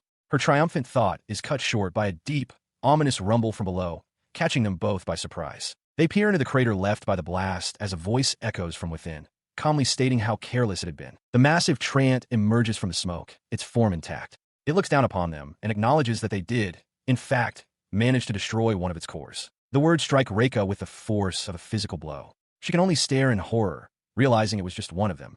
The monster taunts her, asking if she's ready to get started on the next one. Her strength gives out, and her weapon falls from her grasp with a clatter. The crushing weight of hopelessness descends upon her. An image of her teammates flashes in her mind as she apologizes to them, convinced their situation is now impossible. Her gaze falls, filled with remorse. She then apologizes to Hayato, blaming herself for bringing him into this danger and for her failure to protect him. She turns, startled from her despair, as a voice tells her it is too soon to give up. Stepping in front of her, Yanagi Hayato declares that he will handle the fight from this point on. The massive Treant monster bellows for him to move, eager to see the girl's face twist in utter despair. Reika calls out Hayato's name in warning, but he calmly tells her that he is more than enough for this foe. He then calmly invokes a single, powerful name, R.A. In response, a tremendous surge of power erupts around him, swirling in a blinding torrent of energy. As Reika watches in stunned silence, Hayato addresses the monster directly, calling it a worthless weed and telling it not to get ahead of itself. The swirling energy coalesces behind him, manifesting the immense, spectral form of a divine warrior, hooded and holding a great staff, radiating an overwhelming aura. With the divine avatar at his back, his expression hardens with resolve as he declares, "Now, it's my turn." Before the colossal Treant monster, a new figure materializes beside Hayato, an entity wreathed in brilliant flames. Kurosaka Moka watches in astonishment, realizing this must be a different ability altogether. As the fiery being takes form, the very ground around Hayato's feet begins to sizzle and steam. This being is identified as R.A., a god capable of wielding flames that burn at several thousand degrees. It is a power of absolute consumption, an inferno from which nothing can escape its commander's will. The Treant monster looks down upon the display, unimpressed. It scoffs at the notion of being burned, dismissing the attempt as utterly naive. In response, Hayato simply utters a single word, "Flames." A protective ring of fire instantly erupts around Moka, shielding her from the impending battle as he steps forward. He gazes up at the towering creature, his expression calm and resolute. He informs the monster that he is about to turn it into ashes, advising it to simply stay put and be quiet. The Treant lets out a rumbling growl, finding the boy's declaration absurd. Hayato stands alone, a small figure against the sheer, overwhelming scale of the S-rank monster. His composure does not break. With a steady voice, he remarks that the situation is unfortunate for the monster. At his unspoken command, R.A. unleashes a cataclysmic explosion of fire, engulfing the entire area in a blinding, white-hot inferno. As the flames rage, the Treant can only growl in defiance. Hayato's eyes are cold, his purpose clear. He declares that for this creature, he is the Reaper. The monster roars back, its wooden body now coated in a pale, shimmering layer of energy. It bellows that in this state, no flame can harm it, warning the boy not to underestimate its power as a brilliant light begins to shine from its core. The colossal Treant dismisses the display of power as utterly foolish. From within a protective sphere, Kurosaka Moka watches, bewildered by the turn of events. Hayato, his expression cold and his voice seemingly not his own, responds to the monster's taunt. He declares that for the Treant to posture before a god is a farce so pathetic, he cannot even laugh. His words hang in the air as dark, crackling spheres of energy begin to coalesce around him. Kurosaka Moka calls out his name in confusion, and even the Treant seems taken aback by this new development. The spheres erupt, not with destructive force, but with billowing flames that rapidly take on new, bizarre forms. A troop of grotesque, fiery clowns materializes from the energy, their painted smiles glowing in the heat. With a slight, confident smile, Hayato addresses his newly summoned minions. He issues a simple command to the frantic-looking clowns, "Dance." In immediate obedience, the fiery figures scramble forward, their movements chaotic and unsettling. The S-rank monster recoils in shock as the bizarre troop charges directly at it. They swarm its massive form, their fiery bodies exploding against its bark-like hide. The Treant roars in disbelief, questioning how this thing dares to call itself a god. Its rage intensifies with each impact. It bellows at the audacity to mock. It is preposterous, slamming a massive limb down in retaliation. The limb connects with one of the smaller clowns, which offers no resistance. With a furious shout to begone, the Treant crushes the fiery figure, which dissipates into nothing more than embers and smoke. But the destruction of one does nothing to deter the others.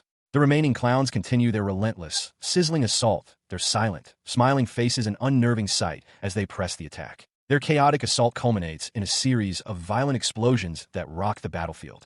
Kurosaka Moka is thrown back by the concussive force, shielding herself from the fiery blast. Despite the overwhelming display of power, the S-rank Treant remains standing amidst the smoke and flames. Hayato watches, expressing his disbelief that the creature survived what he believed was a core-shattering blow. The fiery form of R.A. looms behind him, its presence unwavering. The ancient monster's glowing eyes fix upon him, It mockingly asks if that meager attack is all he has to offer. It lets out a booming roar, declaring that this is the limit of a mere human, and that in this space, no one could possibly match it. He listens to the monster's declaration, his expression hardening. "Don't misunderstand," he states calmly, his voice cutting through the chaos as the divine entity glows behind him. As he speaks, the power coalesces further. He announces the next stage of his ability, Phase Ascension. RA, the declaration unleashes a torrent of divine energy.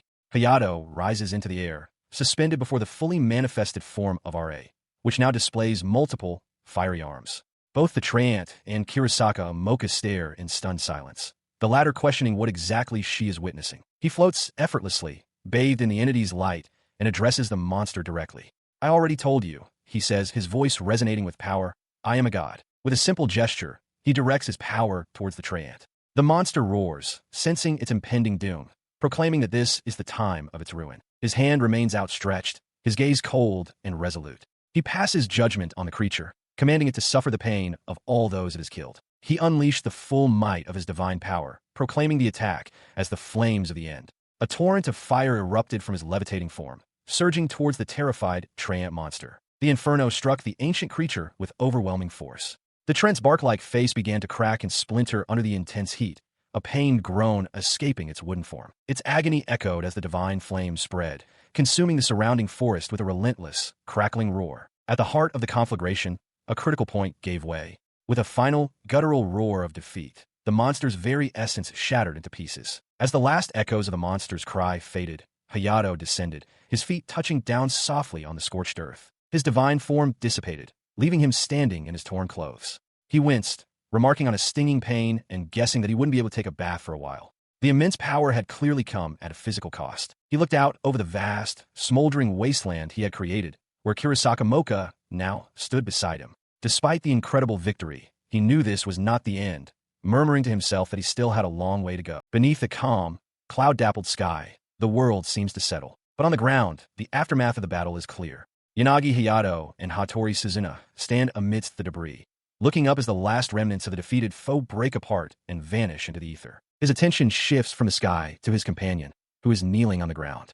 He asks if she is all right, noting with relief that it looks like they can finally get out of there. She looks up at him, a question forming on her lips. She rises to her feet, confirming that she is okay. He looks at her, a flicker of recognition in his eyes as he says her name, Hattori.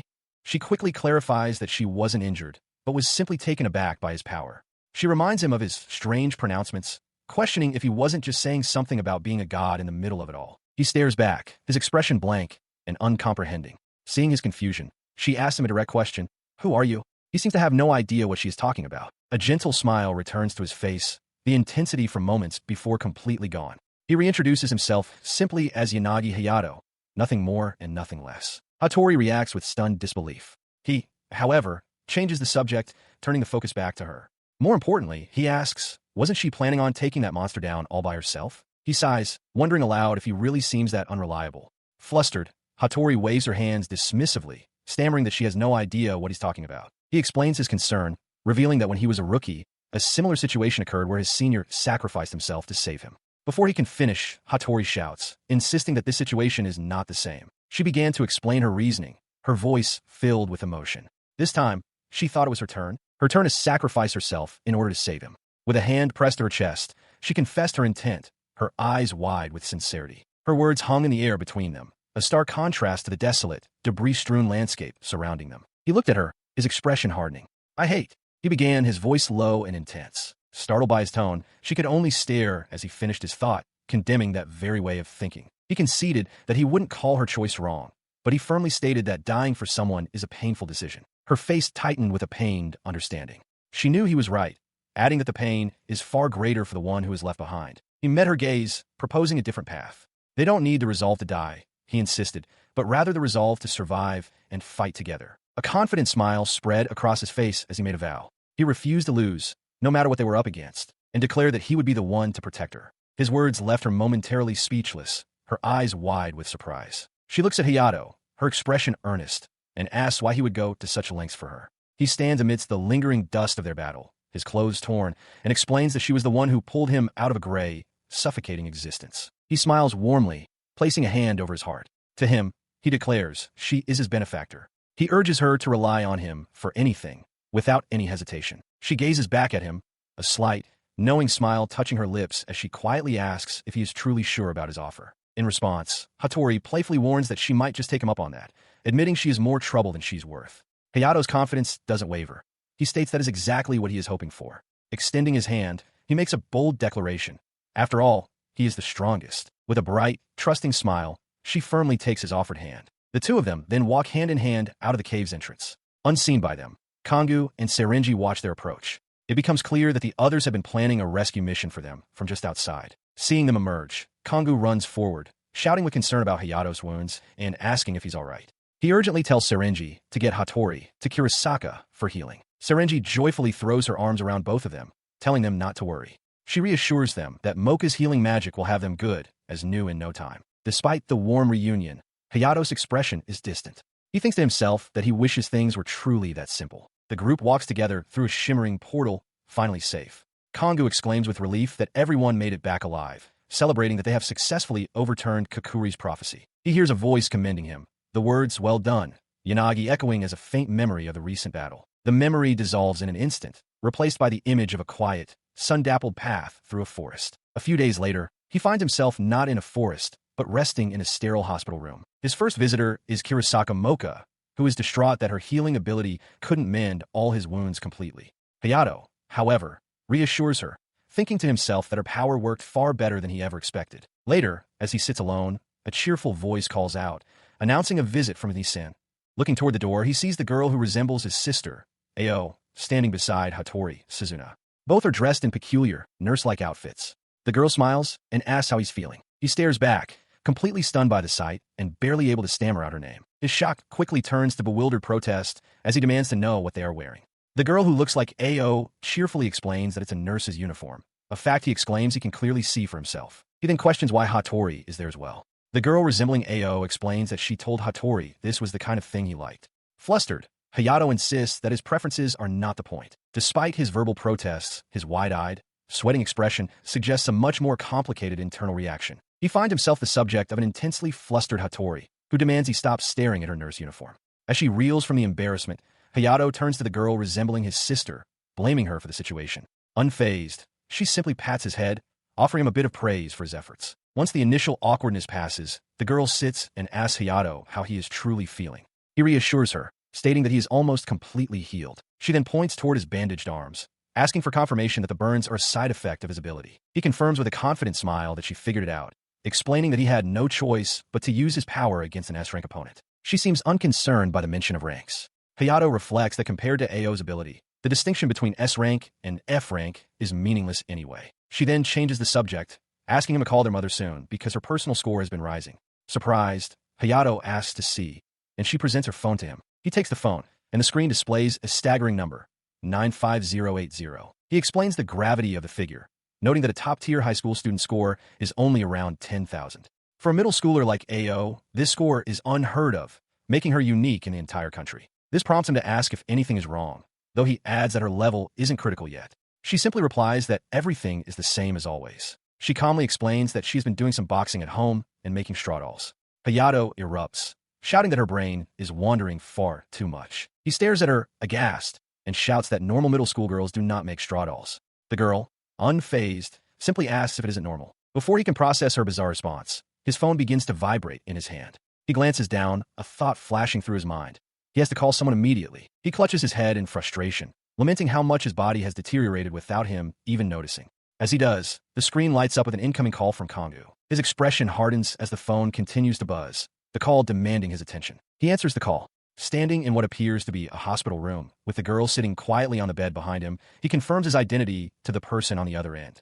Yes, this is in a sterile hallway. Kongu walks while on the phone, asking if something is wrong. The call is answered by Yanagi Hayato, who is in a hospital room with his sister, Ao. He confirms his identity to Kongu. Kongu then inquires about Hayato's injuries, reporting that he himself is almost fully healed. Upon hearing this, Hayato looks surprised and expresses his relief. His response piques Kongu's curiosity. Pausing in the hallway, he questions why Hayato is relieved, wondering if something specific had occurred. He quickly moves on, explaining the true purpose of his call. An emergency Imperial Council meeting has been convened. He warns Hayato that, depending on the outcome, his strength may be required once more. Hayato listens intently, acknowledging the order and confirming he will be prepared.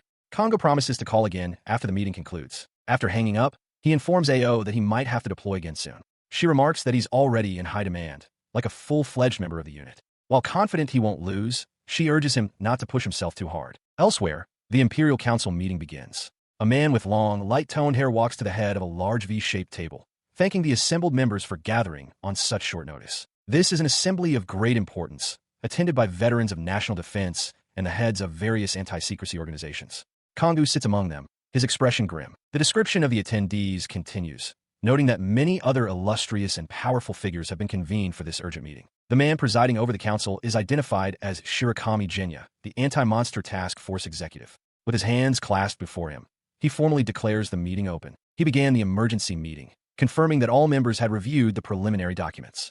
The agenda, he announced, concerned the second daughter of the Takamiya family, one of the nation's most distinguished clans. He elaborated that her ability, known as Origin Sublime, is exceptionally rare and valuable. Critically, information about this power had been leaked to outside parties, drawing the concerned attention of the entire council. A woman at the table interjected with a grim update, stating that numerous hostile agents, referred to as rats, were already in position to attempt an abduction. Acknowledging her report, Shirakami Jinya affirmed that ensuring the daughter's safety was their top priority. He then turned his attention to Kongo Gaju, requesting the official opinion of the Special Countermeasures Unit. He responded with a plan, suggesting they use Syringe's teleportation ability.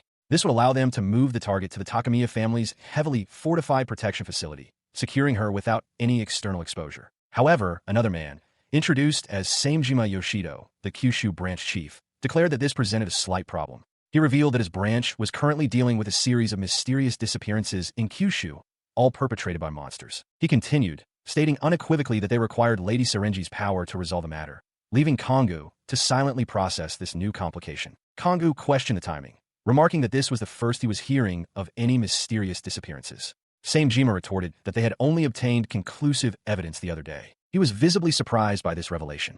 He conceded internally that while it was true Syringe's ability would be the best way to rescue the missing people, it was no simple issue to just send Reika. The complexity of the situation became clear as another member was identified, Syringe Yugen, head of the Syringe family. As Reika's father and a crucial supplier of the nation's weaponry, his influence loomed over the decision. He confidently stated that a great many protectors had already gathered at the Takamiya estate. Another council member voiced his concern, finding the deployment of the Special Countermeasures Unit to be excessive, especially since the Takamiya family employs their own ability users. He continued, adding that he would personally send a shipment of weapons to the family as well. Hearing this, Kongo Gaju exclaimed that the news was most reassuring. He then laid out the finalized plan.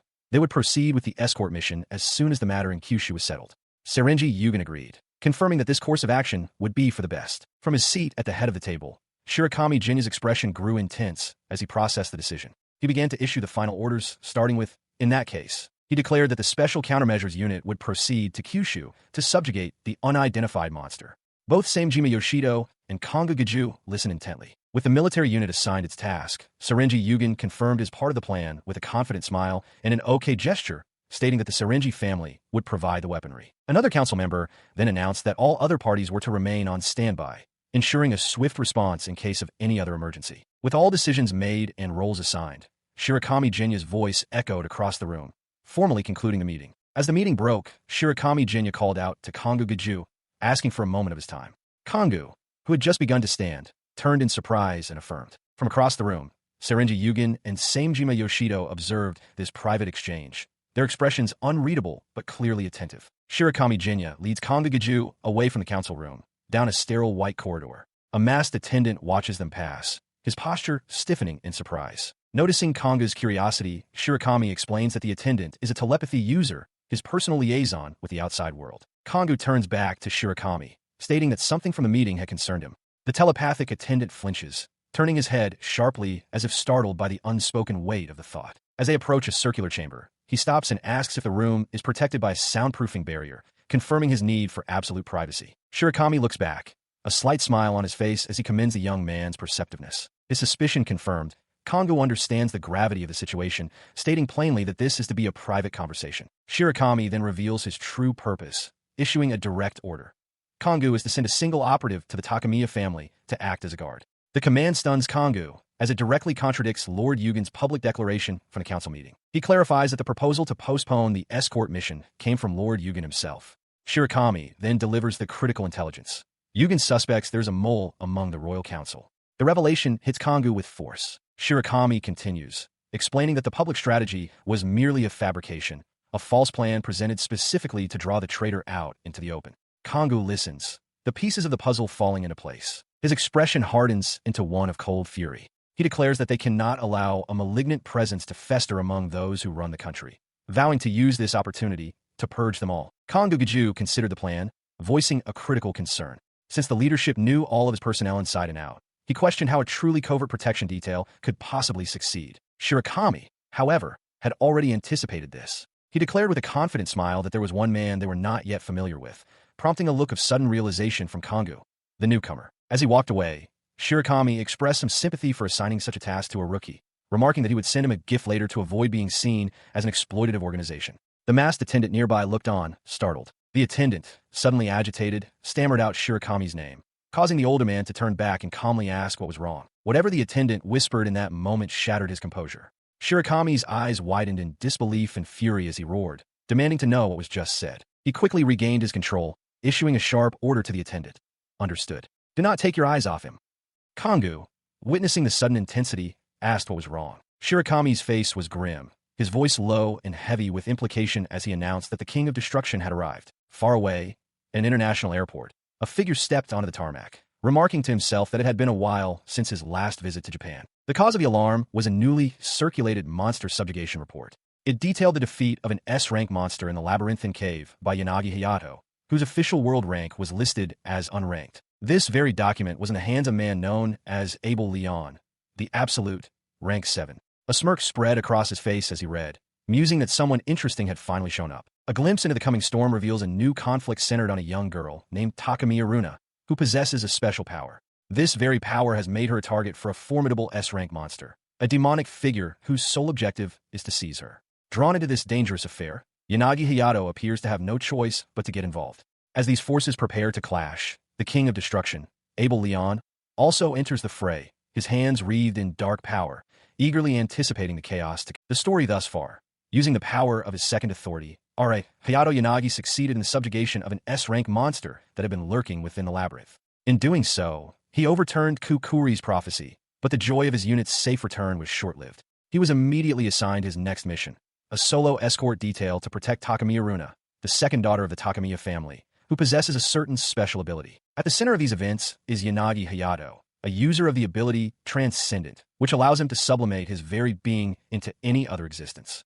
He is considered one of the most powerful ability users. This power also manifests as Mars, an ability that dramatically enhances his physical prowess and the acuity of his 5 senses. Yet another figure of immense power is Abel Leon. Known as the Absolute, rank 7, he holds the fearsome epithet, King of Destruction. Hayato's new mission, however, centers on the Takamiya household.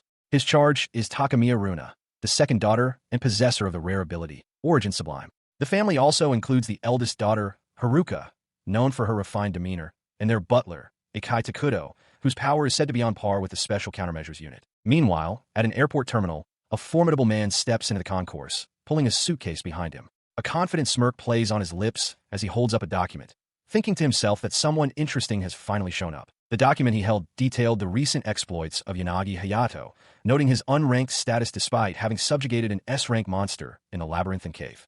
Outside, planes sit on the tarmac of the bustling airport. As he strode through the terminal, his imposing physique drew the attention of onlookers. One commented on his immense height, guessing he must be at least 2 meters tall, while another noted his powerful chest. One of the young men suddenly stopped, a look of dawning comprehension on his face as he wondered aloud. Wait a second, is that? His eyes widened as he confirmed the man's identity, recognizing him as one of the Absolutes. He whispered the name in disbelief, Abel Leon. He is one of 8 ultimate beings in the world who have surpassed the limits of humanity. They are known as the Absolutes. Their power is said to rival that of the gods, so immense that governments worldwide have abandoned any attempt to control them. A single one of them can slaughter multiple S-rank monsters. He is one such being, the Absolute, rank 7, also known as the King of Destruction for his brutal fighting methods.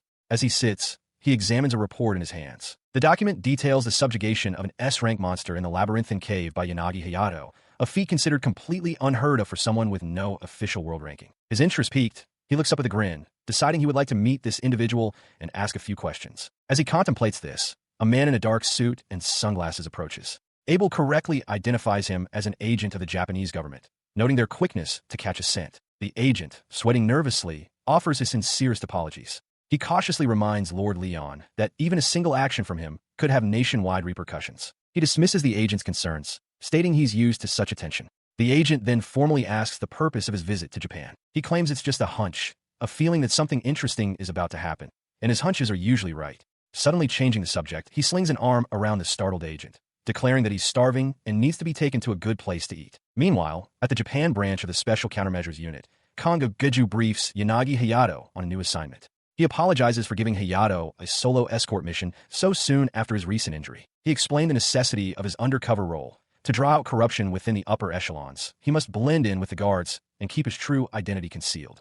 Hayato, however, admitted that he did not understand the situation at all. He then shifted the topic, questioning if the ability possessed by the Takamiya family's second daughter was truly so valuable as to warrant such measures. Konga's expression hardened. He identified the power as origin sublime, an ability capable of enhancing the power of anything, not just living creatures. Such a power, he concluded, was a troublesome one. Hayato considered this, agreeing that it certainly sounded like an ability that many would target. With a determined expression, he formally accepted the mission. Bowing deeply, he stated that if Kongo believed him to be the right person for the job, he would humbly accept. As Kongo turned to depart, Hayato offered his thanks. As he reached the doorway, Kongo's voice stopped him. He turned back, surprised to be called by his surname. Kongo faced him directly, stating that there was something important he needed to discuss regarding Hayato's own ability. Moments later, on an open-air walkway, Kongo offered him a can of black coffee. Hayato accepted with a word of thanks, and the two began to walk side by side. He popped the tab on his drink and posed a startling question, asking Hayato if he believed a human had ever been born with multiple abilities. The query caught Hayato completely off guard. After a brief pause to consider the implications, he replied that he did not believe such a thing was possible. He listens as Kongo stands beside him on the rooftop, confirming that possessing multiple abilities is normally impossible. However, Kongo continues, if someone could achieve it, they would become an absolute existence, capable of handling any situation. It was for this very reason, Kongo explains, that the government began research long ago to create such individuals, recalling images of scientists working in a laboratory. Their efforts eventually led them to a compatible woman, and for a brief time, the experiment was considered a success. Or so it seemed. The success was fleeting. Just 1 week later, the woman died. Her body, the very vessel of her soul, was simply too small to contain the power of multiple abilities, and she was torn apart from within. Kongo concludes the grim tale, stating that at the time, even a body ranked in the single digits worldwide couldn't withstand strain. The experiment was halted immediately. Hayato is stunned, admitting he had no idea such a thing had occurred. Kongo clarifies that it is one of the government's top secret matters, not information that would easily leak to the public. His expression grows serious as he looks directly at Kongo, demanding to know why he is being told something of such importance. The answer is direct, causing Hayato to flinch in surprise. Because it's you, Kongo elaborates, revealing that he heard from Hattori. She reported that the ability Hayato used to defeat the monster in the cave was different from the one he had previously demonstrated. His gaze narrows as he poses the final, accusatory question, his voice low. Are you? He stands firm, his accusation hanging in the air. Hayato, taken aback, repeats the phrase, a multiple ability user? The question is met with a tense silence. Kongo's expression is grim, a bead of sweat tracing a path down his temple as he scrutinizes the younger man. After a moment, Hayato turns his head slightly and answers with a steady gaze, stating that in terms of abilities, he only possesses one. The response seems to catch Kongo off guard, who mutters the words back to himself in question. He then bows deeply in apology, promising to provide a full explanation when the time is right. The unit leader raises a hand, assuring him that he isn't trying to rush an answer. He explains his concern, admitting that the memory of the government's failed experiment has left him worried. His expression remains serious as he continues, placing the responsibility squarely on Hayato. He warns him that only he can truly know the state of his own body and urges him to be extremely careful when using his powers. The young man's tense expression softens into a confident smile. He acknowledges the warning, stating that he understands and is counting on Kongo. With their conversation concluded, he turns and sprints away, leaving Kongo to watch his retreating form from the rooftop walkway. As Hayato disappears from view, Kongo's gaze remains fixed for a moment before he reaches into his pocket. He pulls out a smooth, metallic, oval-shaped object, its surface reflecting the light as he holds it securely in his palm. He stood silently, the mysterious object still in hand, as his thoughts drifted to a memory. He pictured Kurosaka Mocha, her face bright and cheerful as she winked and flashed a peace sign from behind the circular window of a transport pod. The memory faded, leaving Kongo alone on the rooftop under a cloudy sky. He clenched his fist, his expression hardening with a quiet, steely resolve. Under the light of a full moon, a weathered apartment building stands silent against a starry night sky, its facade marked by cracks and age. Within a dilapidated room, a man in a white coat laughs with manic glee, expressing his disbelief that the great tree was defeated. Behind him, the silhouettes of a massive, horned being and a smaller figure loom in the shadows. The horned figure grumbles, stating he should have handled the situation from the start. Beside him, an amorphous, shadowy entity comments that the S-rank monster, despite its state, should have been able to kill at least one of its opponents. He dismisses the fallen creature as simply being weak and turns to the man in the white coat, who asks what happened. The shadowy entity reports that it investigated the cave where the battle took place and discovered faint traces of a flame ability being used. The man in the coat reacts with confusion, pointing out that there shouldn't be any flame users in Japan's special countermeasures unit. His confusion turns to a shocked realization as he wonders aloud if they possess a multiple ability user.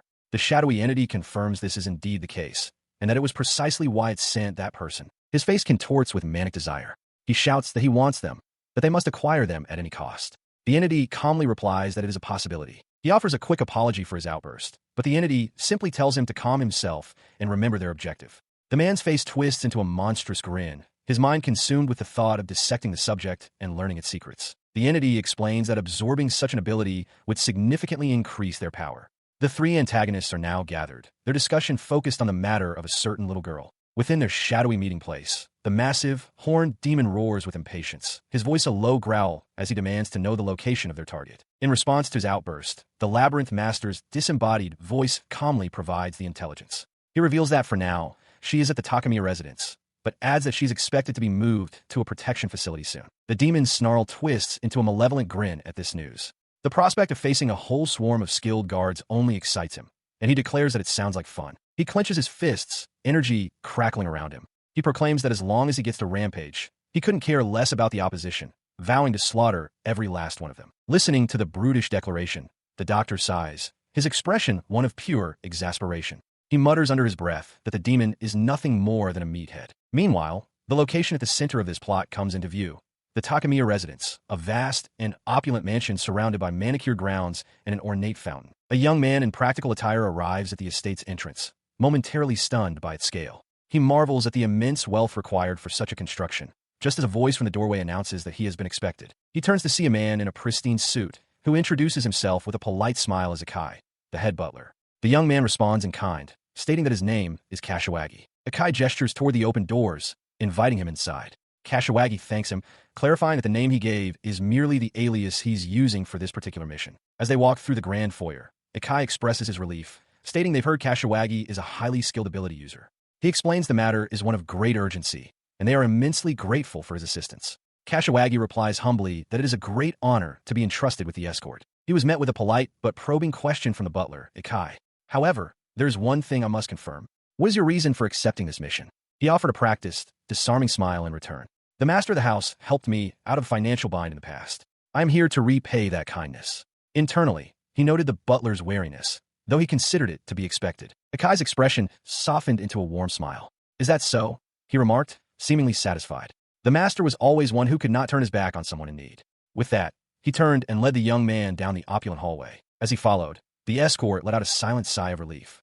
He had made preparations so they wouldn't discover his true affiliation with the Special Countermeasures unit. But he knew he couldn't let his guard down for even a second. The butler stopped before a large set of double doors, knocking gently. It is Ikai, he announced. The young mistresses are waiting in this room. You may enter. Inside, standing before a large window, were two figures, a young woman with a composed posture and a much smaller girl, who clutched a white rabbit toy to her chest. The older of the two stepped forward slightly, her smile calm and welcoming as she made the introduction.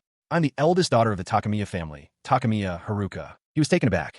The butler's demeanor had been surprising enough, but Haruka's expression was not that of a typical young girl. It was dignified and brimming with confidence. She then turned her attention to her younger companion. Now, Haruka said gently, you should give your greeting as well. The little girl looked up, her expression shy as she held her rabbit tighter.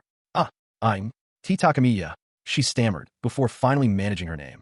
Runa. She looked up at him, clutching her stuffed rabbit, and asked with childlike innocence if he was a good person. Kashiwagi took in the sight of the young girl, his mind processing that she was the subject of this mission. He met her gaze with a warm, reassuring smile, declaring himself to be an exceptionally good person. Her face lit up with a bright, relieved smile as she expressed her gladness. Observing this interaction, The butler, Ikkaku, announced that it was time to explain the details of the escort mission. Kashiwagi noted internally that he had successfully gained the girl's trust. He began the briefing, stating that the objective was to transport Lady Haruka and Lady Runa to a secure protection facility. Ikkaku clarified that the immediate group consisted of the 4 of them, along with 16 other guards. To accomplish this, he continued, they would utilize a convoy of 5 cars, with 4 people assigned to each. The other vehicles would travel in a formation surrounding the one carrying the young mistresses. Returning his focus to Kashiwagi, Ikkaku then sought to confirm his understanding that Kashiwagi was a detection-type ability user. Kashiwagi affirmed this with a simple yes. He knew, however, that this was a lie. While not his official classification, he was confident that the sensory perception of his Mars ability was more than enough to function as a detection type. Unaware of this deception, Ikkaku continued with his instructions. He informed Kashiwagi that he would require constant updates on their surroundings and would therefore ride in the same vehicle as himself and the young mistresses. The butler then concluded the briefing. The older sister, Haruka, gave her quiet approval, stating that they could proceed. At that moment, the door swung open and a group of guards entered. Their leader, a bald man wearing sunglasses, announced loudly to Ikkaku that the cars were ready and the guards were all set to go. With all preparations complete, the butler Ikkaku apologizes to Kashiwagi for rushing him into the mission so soon after his arrival. Kashiwagi, however, tells him not to worry, confirming that he understands the urgency. He smiles confidently, reaffirming that the young mistress's safety is the absolute top priority. With that understanding, the 5-car convoy speeds onto the highway. Inside each vehicle, the hired guards remain vigilant, their expressions tense and focused on the road ahead. From the passenger seat of the lead car, Ikkaku checks in with Kashiwagi, asking if he detects any anomalies. Kashiwagi reports back that there are no irregularities within his detection range. He maintains his focus, aware that the detection range of his ability, Mars, covers a 300-meter radius around him. He reflects internally that continuously sensing such an enormous flood of consciousness is quite draining. His concentration is suddenly broken by a gentle tug on his clothes. He turns to find both Takamiya's sisters, Haruka and Runa, seated beside him in the back. The younger sister, Runa, looks up with tears in her eyes, clutching her stuffed rabbit. Trembling slightly, she whispers to her older sister, Wani-chan, I am scared. In response, Haruka offers a gentle, reassuring smile. She tells her younger sister that it's all right, because some very strong people are there to protect her. Kashiwagi watches silently as Haruka gently strokes Runa's head, comforting the frightened child. He clenches his fist tightly, a surge of protective anger rising within him.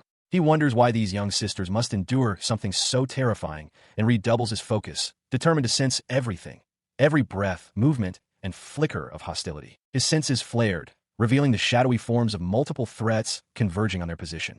With a hardened gaze, he made a silent vow, absolutely refusing to let them lay a single finger on the girls. As his perception swept the area, it settled on a nearby highway overpass, where a subtle disturbance broke the stillness. There, a figure clad in black tactical gear knelt, their face hidden behind a gas mask.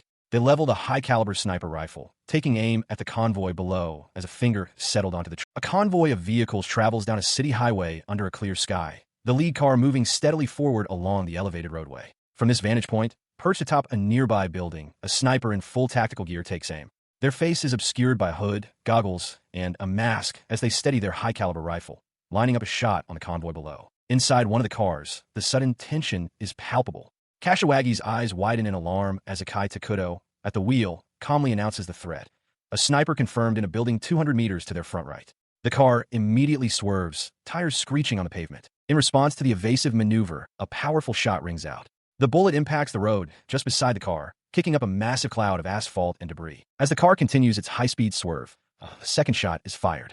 This time, the bullet is intercepted mid-air, its trajectory halted by an unseen force that ripples like a shield. The sniper recoils in disbelief, their goggles reflecting the impossible sight of their bullet being blocked. They realize it's not a coincidence. Someone must have been waiting for the attack. Inside the car, Ikkaku lets out a sigh of relief as Kashiwagi identifies the power used. Ikkaku has the ability to freely control sand. He turns to his companion with a smile, confirming his observation. You're a sand operator ability user, are you not? He asks. Ikkaku glances back, a gentle smile on his face as he confirms Kashiwagi's deduction. He admits that while the ability might seem plain, he is quite fond of it due to its versatility. Kashiwagi elaborates on the power's potential, describing it as a flawless ability. He notes that it can be used to deliver attacks with immense weight, or if an enemy is forced to inhale the sand, it can destroy them from within. Ikkaku's smile becomes more pointed as he poses a question to Kashiwagi. If only that were the case, he muses, before asking why Kashiwagi couldn't protect her all by himself. Just outside, the massive, clawed foot of a monstrous creature slams down onto the road, blocking their path. The creature responsible for the obstruction revealed itself. A massive, oni-like monster with dark, reddish skin and formidable horns. With a guttural roar, it effortlessly hoisted a large truck above its head, its immense strength warping the vehicle's frame. It then hurled the massive vehicle forward with incredible force, sending it flying down the highway. Inside their car, Kashiwagi whipped his head around, startled. He urgently reported to Ikkai that 3 cars were approaching from the rear at high speed. Ikkai calmly acknowledged the report. In a vehicle behind them, the leader of the Takamiya guards addressed his men over his shoulder. He assured everyone that they had heard the report and would handle the pursuers. He gripped the steering wheel, a confident smirk on his face. He told his team that once the targets were in range, he would blow them to smithereens, expressing his confidence in their success. His confidence did not waver as he identified the approaching vehicles as heavily armored. He scoffed at the idea that their defenses could block a single strike from his life amplification ability. Before the guards could act, the truck thrown by the monster soared through the air and slammed directly into the armored pursuers, erupting in a massive, fiery explosion that obliterated all 3 vehicles. The shockwave of the blast prompted Kashiwagi and Ikkai to exit their vehicle. Stunned, Kashiwagi looked at the chaotic scene of overturned cars and wreckage, asking what had just happened. The guards, too, had disembarked from their van. Their leader gestured towards the destruction, explaining that a truck had come flying in from the side and taken out the armored cars. As they stared into the billowing smoke and fire, a new, unseen voice cut through the chaos, declaring with chilling certainty, "That prey is ours." From the smoke and wreckage, a new, towering threat emerges, confronting Kashiwagi's protectors. The Takamiya guards stare in disbelief at the massive, horned oni. They recognize it as a talking A-rank monster.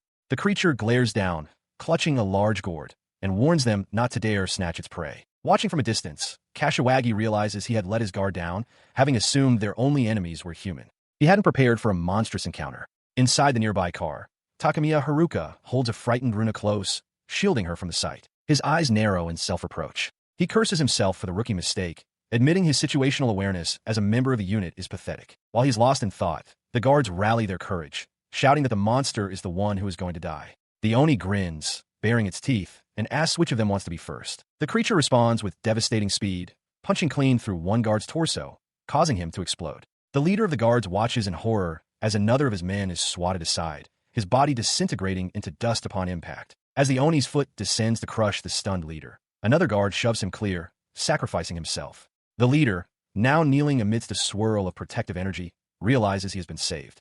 The Oni pauses, intrigued, and remarks on the interesting ability. It then casually brings its gourd to its lips, taking a long drink. With foam dripping from its mouth, the monster comments that it seems its opponents can do something after all. Kashiwagi watches the bizarre scene unfold, shocked that the creature is drinking sake in the middle of a battle. The combination of the act and the creature's appearance sparks a sudden realization. His eyes widen as he connects the pieces, and he speaks the monster's legendary name aloud.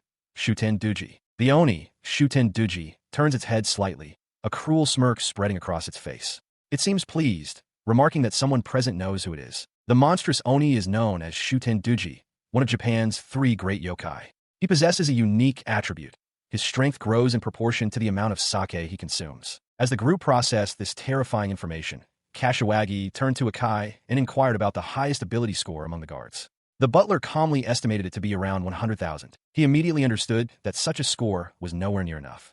Kashiwagi resolved that he had no choice but to intervene, yet a troubling thought gave him pause. Shuten Dooji was not the only enemy present. His gaze shifted towards the vehicles as he scanned the area. Though he couldn't see them, he could sense another presence nearby, a being whose power was on the same terrifying level as the Oni. He glanced back at Haruka and Runa, who were huddled inside the car. The dilemma became clear. If he moved to engage Shuten Dooji, the unseen second enemy would almost certainly seize the opportunity to abduct Runa. His hand tightened into a fist, knuckles whitening with frustration. He cursed his own inexperience, realizing he lacked the skill to fight a powerful foe while simultaneously guaranteeing someone's safety. Lost in his desperate thoughts, his attention was suddenly drawn downwards. A pair of shoes had come to a stop right beside him, and he looked up, questioning the interruption. Standing there was a young man with light, messy hair and a confident smirk, casually holding a skewer of food. He addressed Kashiwagi with a nonchalant kiddo. Startled by the sudden appearance of the stranger, Kashiwagi could only stare back in confusion, asking who he was. A massive, horned figure looms over a small group. One of the men, Abel Leon, casually eats from a skewer and turns to the adventurer, Kashiwagi, asking if something is wrong. Kashiwagi, looking up with a bead of sweat on his face, appears confused by the question and asks who he is. His companion, The butler Ikkaku recognizes the imposing monster with red hair, exclaiming in disbelief that it's Shuten Dooji, and then identifies the man beside him as Abel Leon. Abel Leon explains his unexpected presence, stating he was just grabbing some yakitori nearby when he heard a commotion. Ikkaku seems flustered, questioning why someone of his stature is even here. Kashiwagi, however, remains oblivious, internally questioning if this man is famous. He decides he's not interested in strangers. Standing near a car, Abel Leon observes that the special countermeasures unit has not arrived yet. Ikkaku confirms the monster is Shuten Dooji and notes with concern that there is another S-rank monster present as well. Hearing this, Abel Leon nonchalantly decides he has no choice but to lend a hand. Ikkaku is visibly relieved by this declaration, exclaiming that it is most reassuring. He turns to the massive Oni with a wide grin, taunting it for picking a fight and calling it an idiot with a death wish. The monster, Shuten Dooji, roars in excitement, declaring this is exactly what it wanted, a chance to kill the Absolute. It bellows for Leon to fight, promising not a battle, but a slaughter. In response, Abel Leon casually drops his empty skewer. The small wooden stick hits the pavement with enough force to crack it.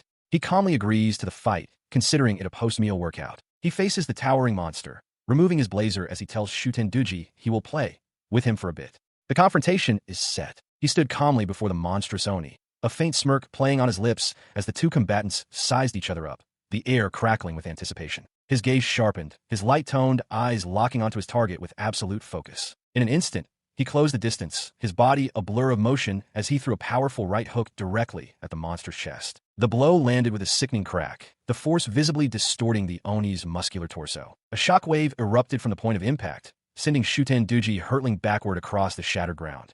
The sheer recoil also forced Abel to slide back, bracing himself. The Oni dug its claws and heels into the earth, carving deep furrows as it ground to a halt, smoke and debris billowing around its powerful frame. Instead of roaring in pain, a wide, toothy grin spread across the monster's face.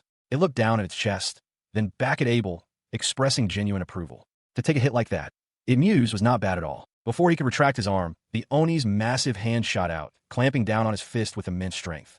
Shuten Dooji's grin widened as it roared that this experience was a first for it. With its opponent's arm trapped, the monster seized the opening, drawing back its other fist and lunging forward to deliver a devastating counterattack. The retaliatory blow struck Abel square in the face, the impact shattering the air and sending a spray of debris flying. He catches the monstrous fist in his palm, the sheer force of the impact shattering the ground beneath them into a crater of rubble. The Oni's eyes widen in disbelief before its face twists into a manic grin, roaring that its opponent's ugly face is about to get even worse. In response, his opponent simply tightens his grip, his voice cold as he warns the monster not to touch him so casually. The raw power behind the counterpressure sends a shockwave through the Oni's arm. He follows the warning with a powerful right hook, the blow connecting squarely with the Oni's jaw. The punch carries enough force to send the colossal monster flying backward, crashing through the urban landscape as Kashiwagi and the others watch in stunned silence. A cloud of dust and debris rises from the impact zone, momentarily obscuring the battlefield from the distant onlookers. When the dust clears,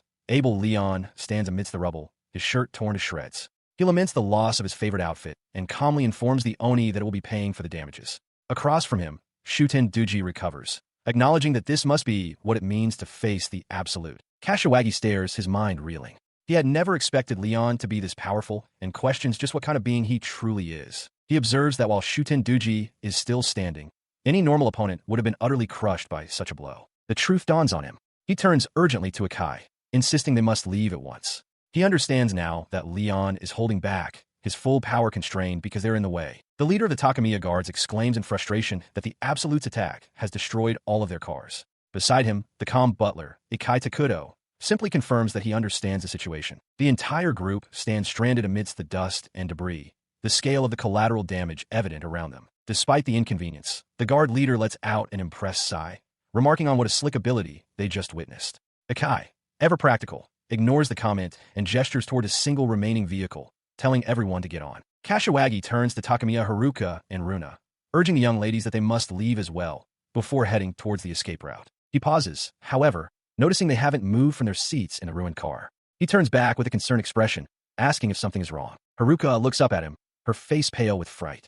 She stammers that her legs won't move, her body completely frozen by terror. Reacting instantly, Kashiwagi apologizes for the suddenness and scoops both Haruka and Runa into his arms, lifting them effortlessly. He carries them over to the rest of the evacuees. With everyone now gathered, Ikkaku gives the final order to hold on tight, announcing their departure. As the group begins to move away, Kashiwagi looks back one last time, his eyes finding Abel Leon standing alone amidst the destruction, his back to them. Abel faces his opponent, the imposing Shuten Dooji.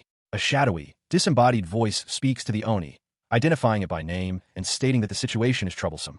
The voice concludes that they must prioritize retreat. Despite the Labyrinth Master's counsel, Shuten Dooji clicks his tongue in frustration. He reluctantly accepts that he has no choice but to follow orders, reaffirming that their primary objective is to seize Takamiya Runa. As he begins to turn away, Abel Leon calls out, telling him not to leave just yet, as the party is only getting started. The Oni monster looks back, surprised by the taunt. The young man's face breaks into a confident, predatory grin. He calmly announces the name of his power. Leo. Lion Palace. The Oni monster flinches, his eyes widening slightly as a palpable pressure emanates from his opponent. In response to his declaration, a dark, ornate gauntlet materializes around Abel's arm in a burst of energy, its sharp claws glinting menacingly. He grins with exhilaration, the transformation continuing as dark energy swirls around him. With his newly armored hand clenched, he declares, "Let's do this." Across the ravaged ground, the young warrior with light-toned hair faces the massive Oni monster. With a confident smirk, he declares that the real fun is about to begin as the Labyrinth Master watches from the sidelines. He ignores the Labyrinth Master's warning to know his place. Clenching his large, clawed gauntlet, the warrior announces his attack, his expression one of fierce determination. The Oni, Shuten Dooji, roars in fury at the perceived disrespect, bellowing for the warrior not to underestimate him as he charges forward with immense force. In response to the charge, the young man surges forward to meet him head-on, his own fist drawn back in preparation for a counterstrike. His punch connects with the Oni's jaw with shocking velocity.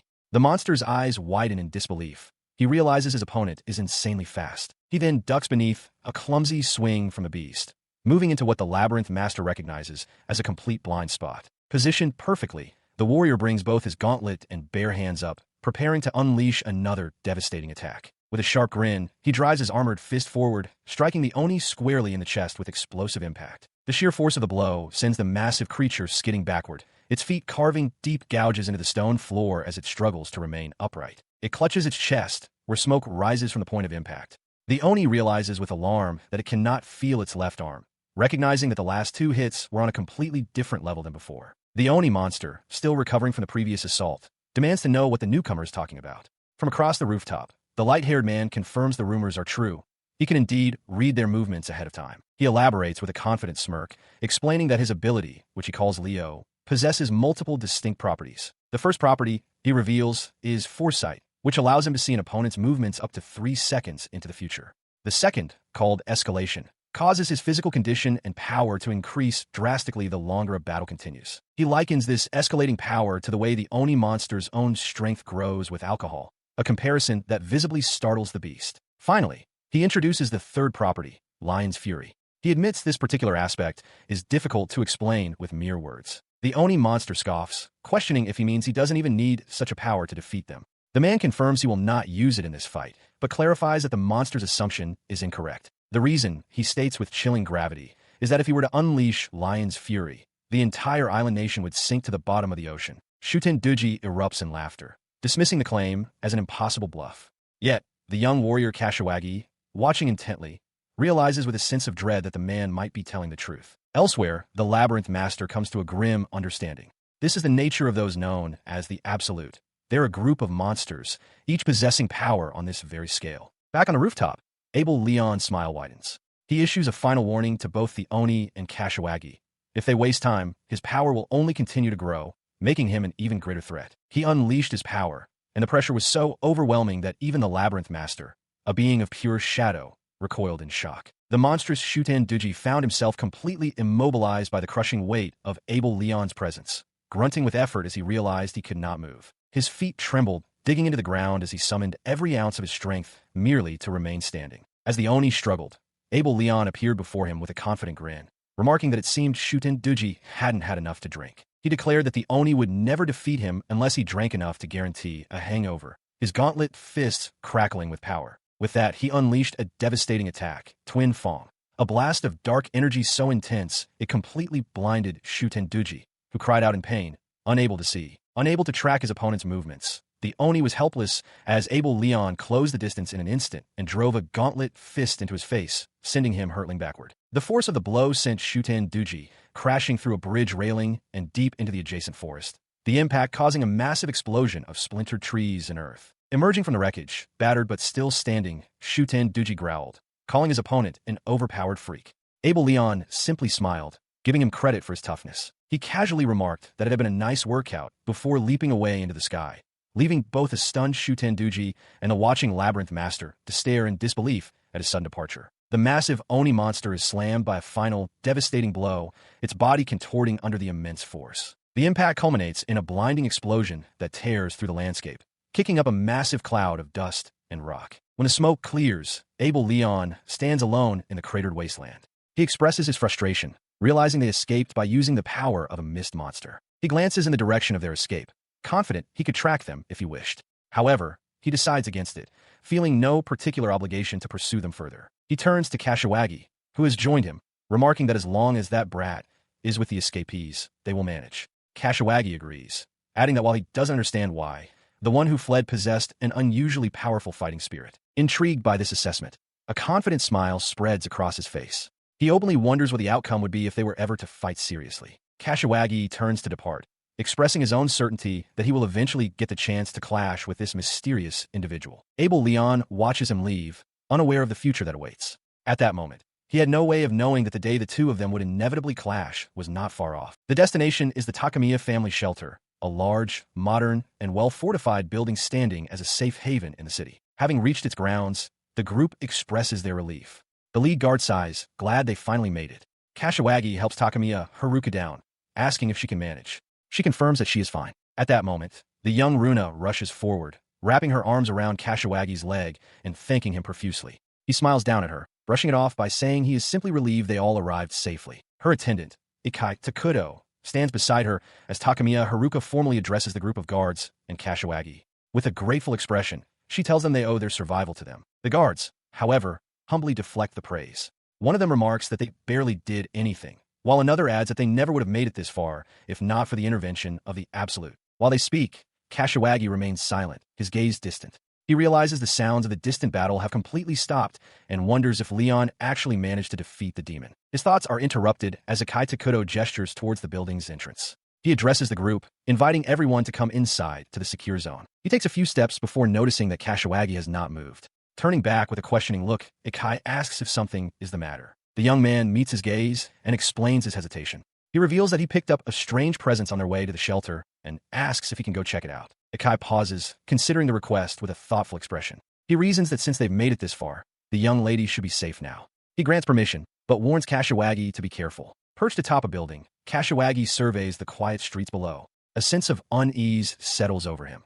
The situation feels far too simple. He knows it would be a catastrophe if the threat he sensed managed to breach the Takamiya family's facility. His brow furrows with worry, a single bead of sweat tracing a path down his temple. He desperately hopes that his intuition is wrong, that he is merely being paranoid. Suddenly, a faint pulse of light on the horizon catches his eye, drawing his attention. The source reveals itself not on the horizon, but nearby. A large, monolithic device erupts in a shower of sparks and light, startling him. He stares, dumbfounded, questioning what he is witnessing. His gaze snaps upward, scanning the cityscape as identical flashes of light begin to appear from multiple points across the city. A cold realization dawns on him. This is a coordinated event. He confirms with growing alarm that the phenomenon is happening on all sides. High above, the beams of light streak across the sky, converging to form the edges of a vast, invisible structure. The beams connect, solidifying into a massive, translucent wall of energy that encapsulates a huge portion of the urban landscape. Kashiwagi stares up at the shimmering containment field, his mind struggling to process the scale of it. He murmurs the only word that comes to mind, a barrier. His shock gives way to sudden, dawning horror. His eyes fix on a distant point as he realizes with a shout what lies at the very center of the newly formed barrier. He races across the city's rooftops, cursing the situation. They've been caught in the trap. Meanwhile, inside the Takamiya family's facility control room, Shirakami Jinya proudly presents the area to Haruka, Runa, and their guards. He explains that this is the most secure location in the entire facility, prompting a gasp of awe from Runa. Ikkaku steps in to reassure the group, stating that he has deployed defensive barriers around the perimeter to ensure their safety. One of the guards remarks that he was unaware they possessed such a capability. His confidence is interrupted by the buzzing of his phone. A call is coming in from Kashiwagi, much to Ikai's surprise. He answers, and Kashiwagi's urgent voice reports that there is a situation.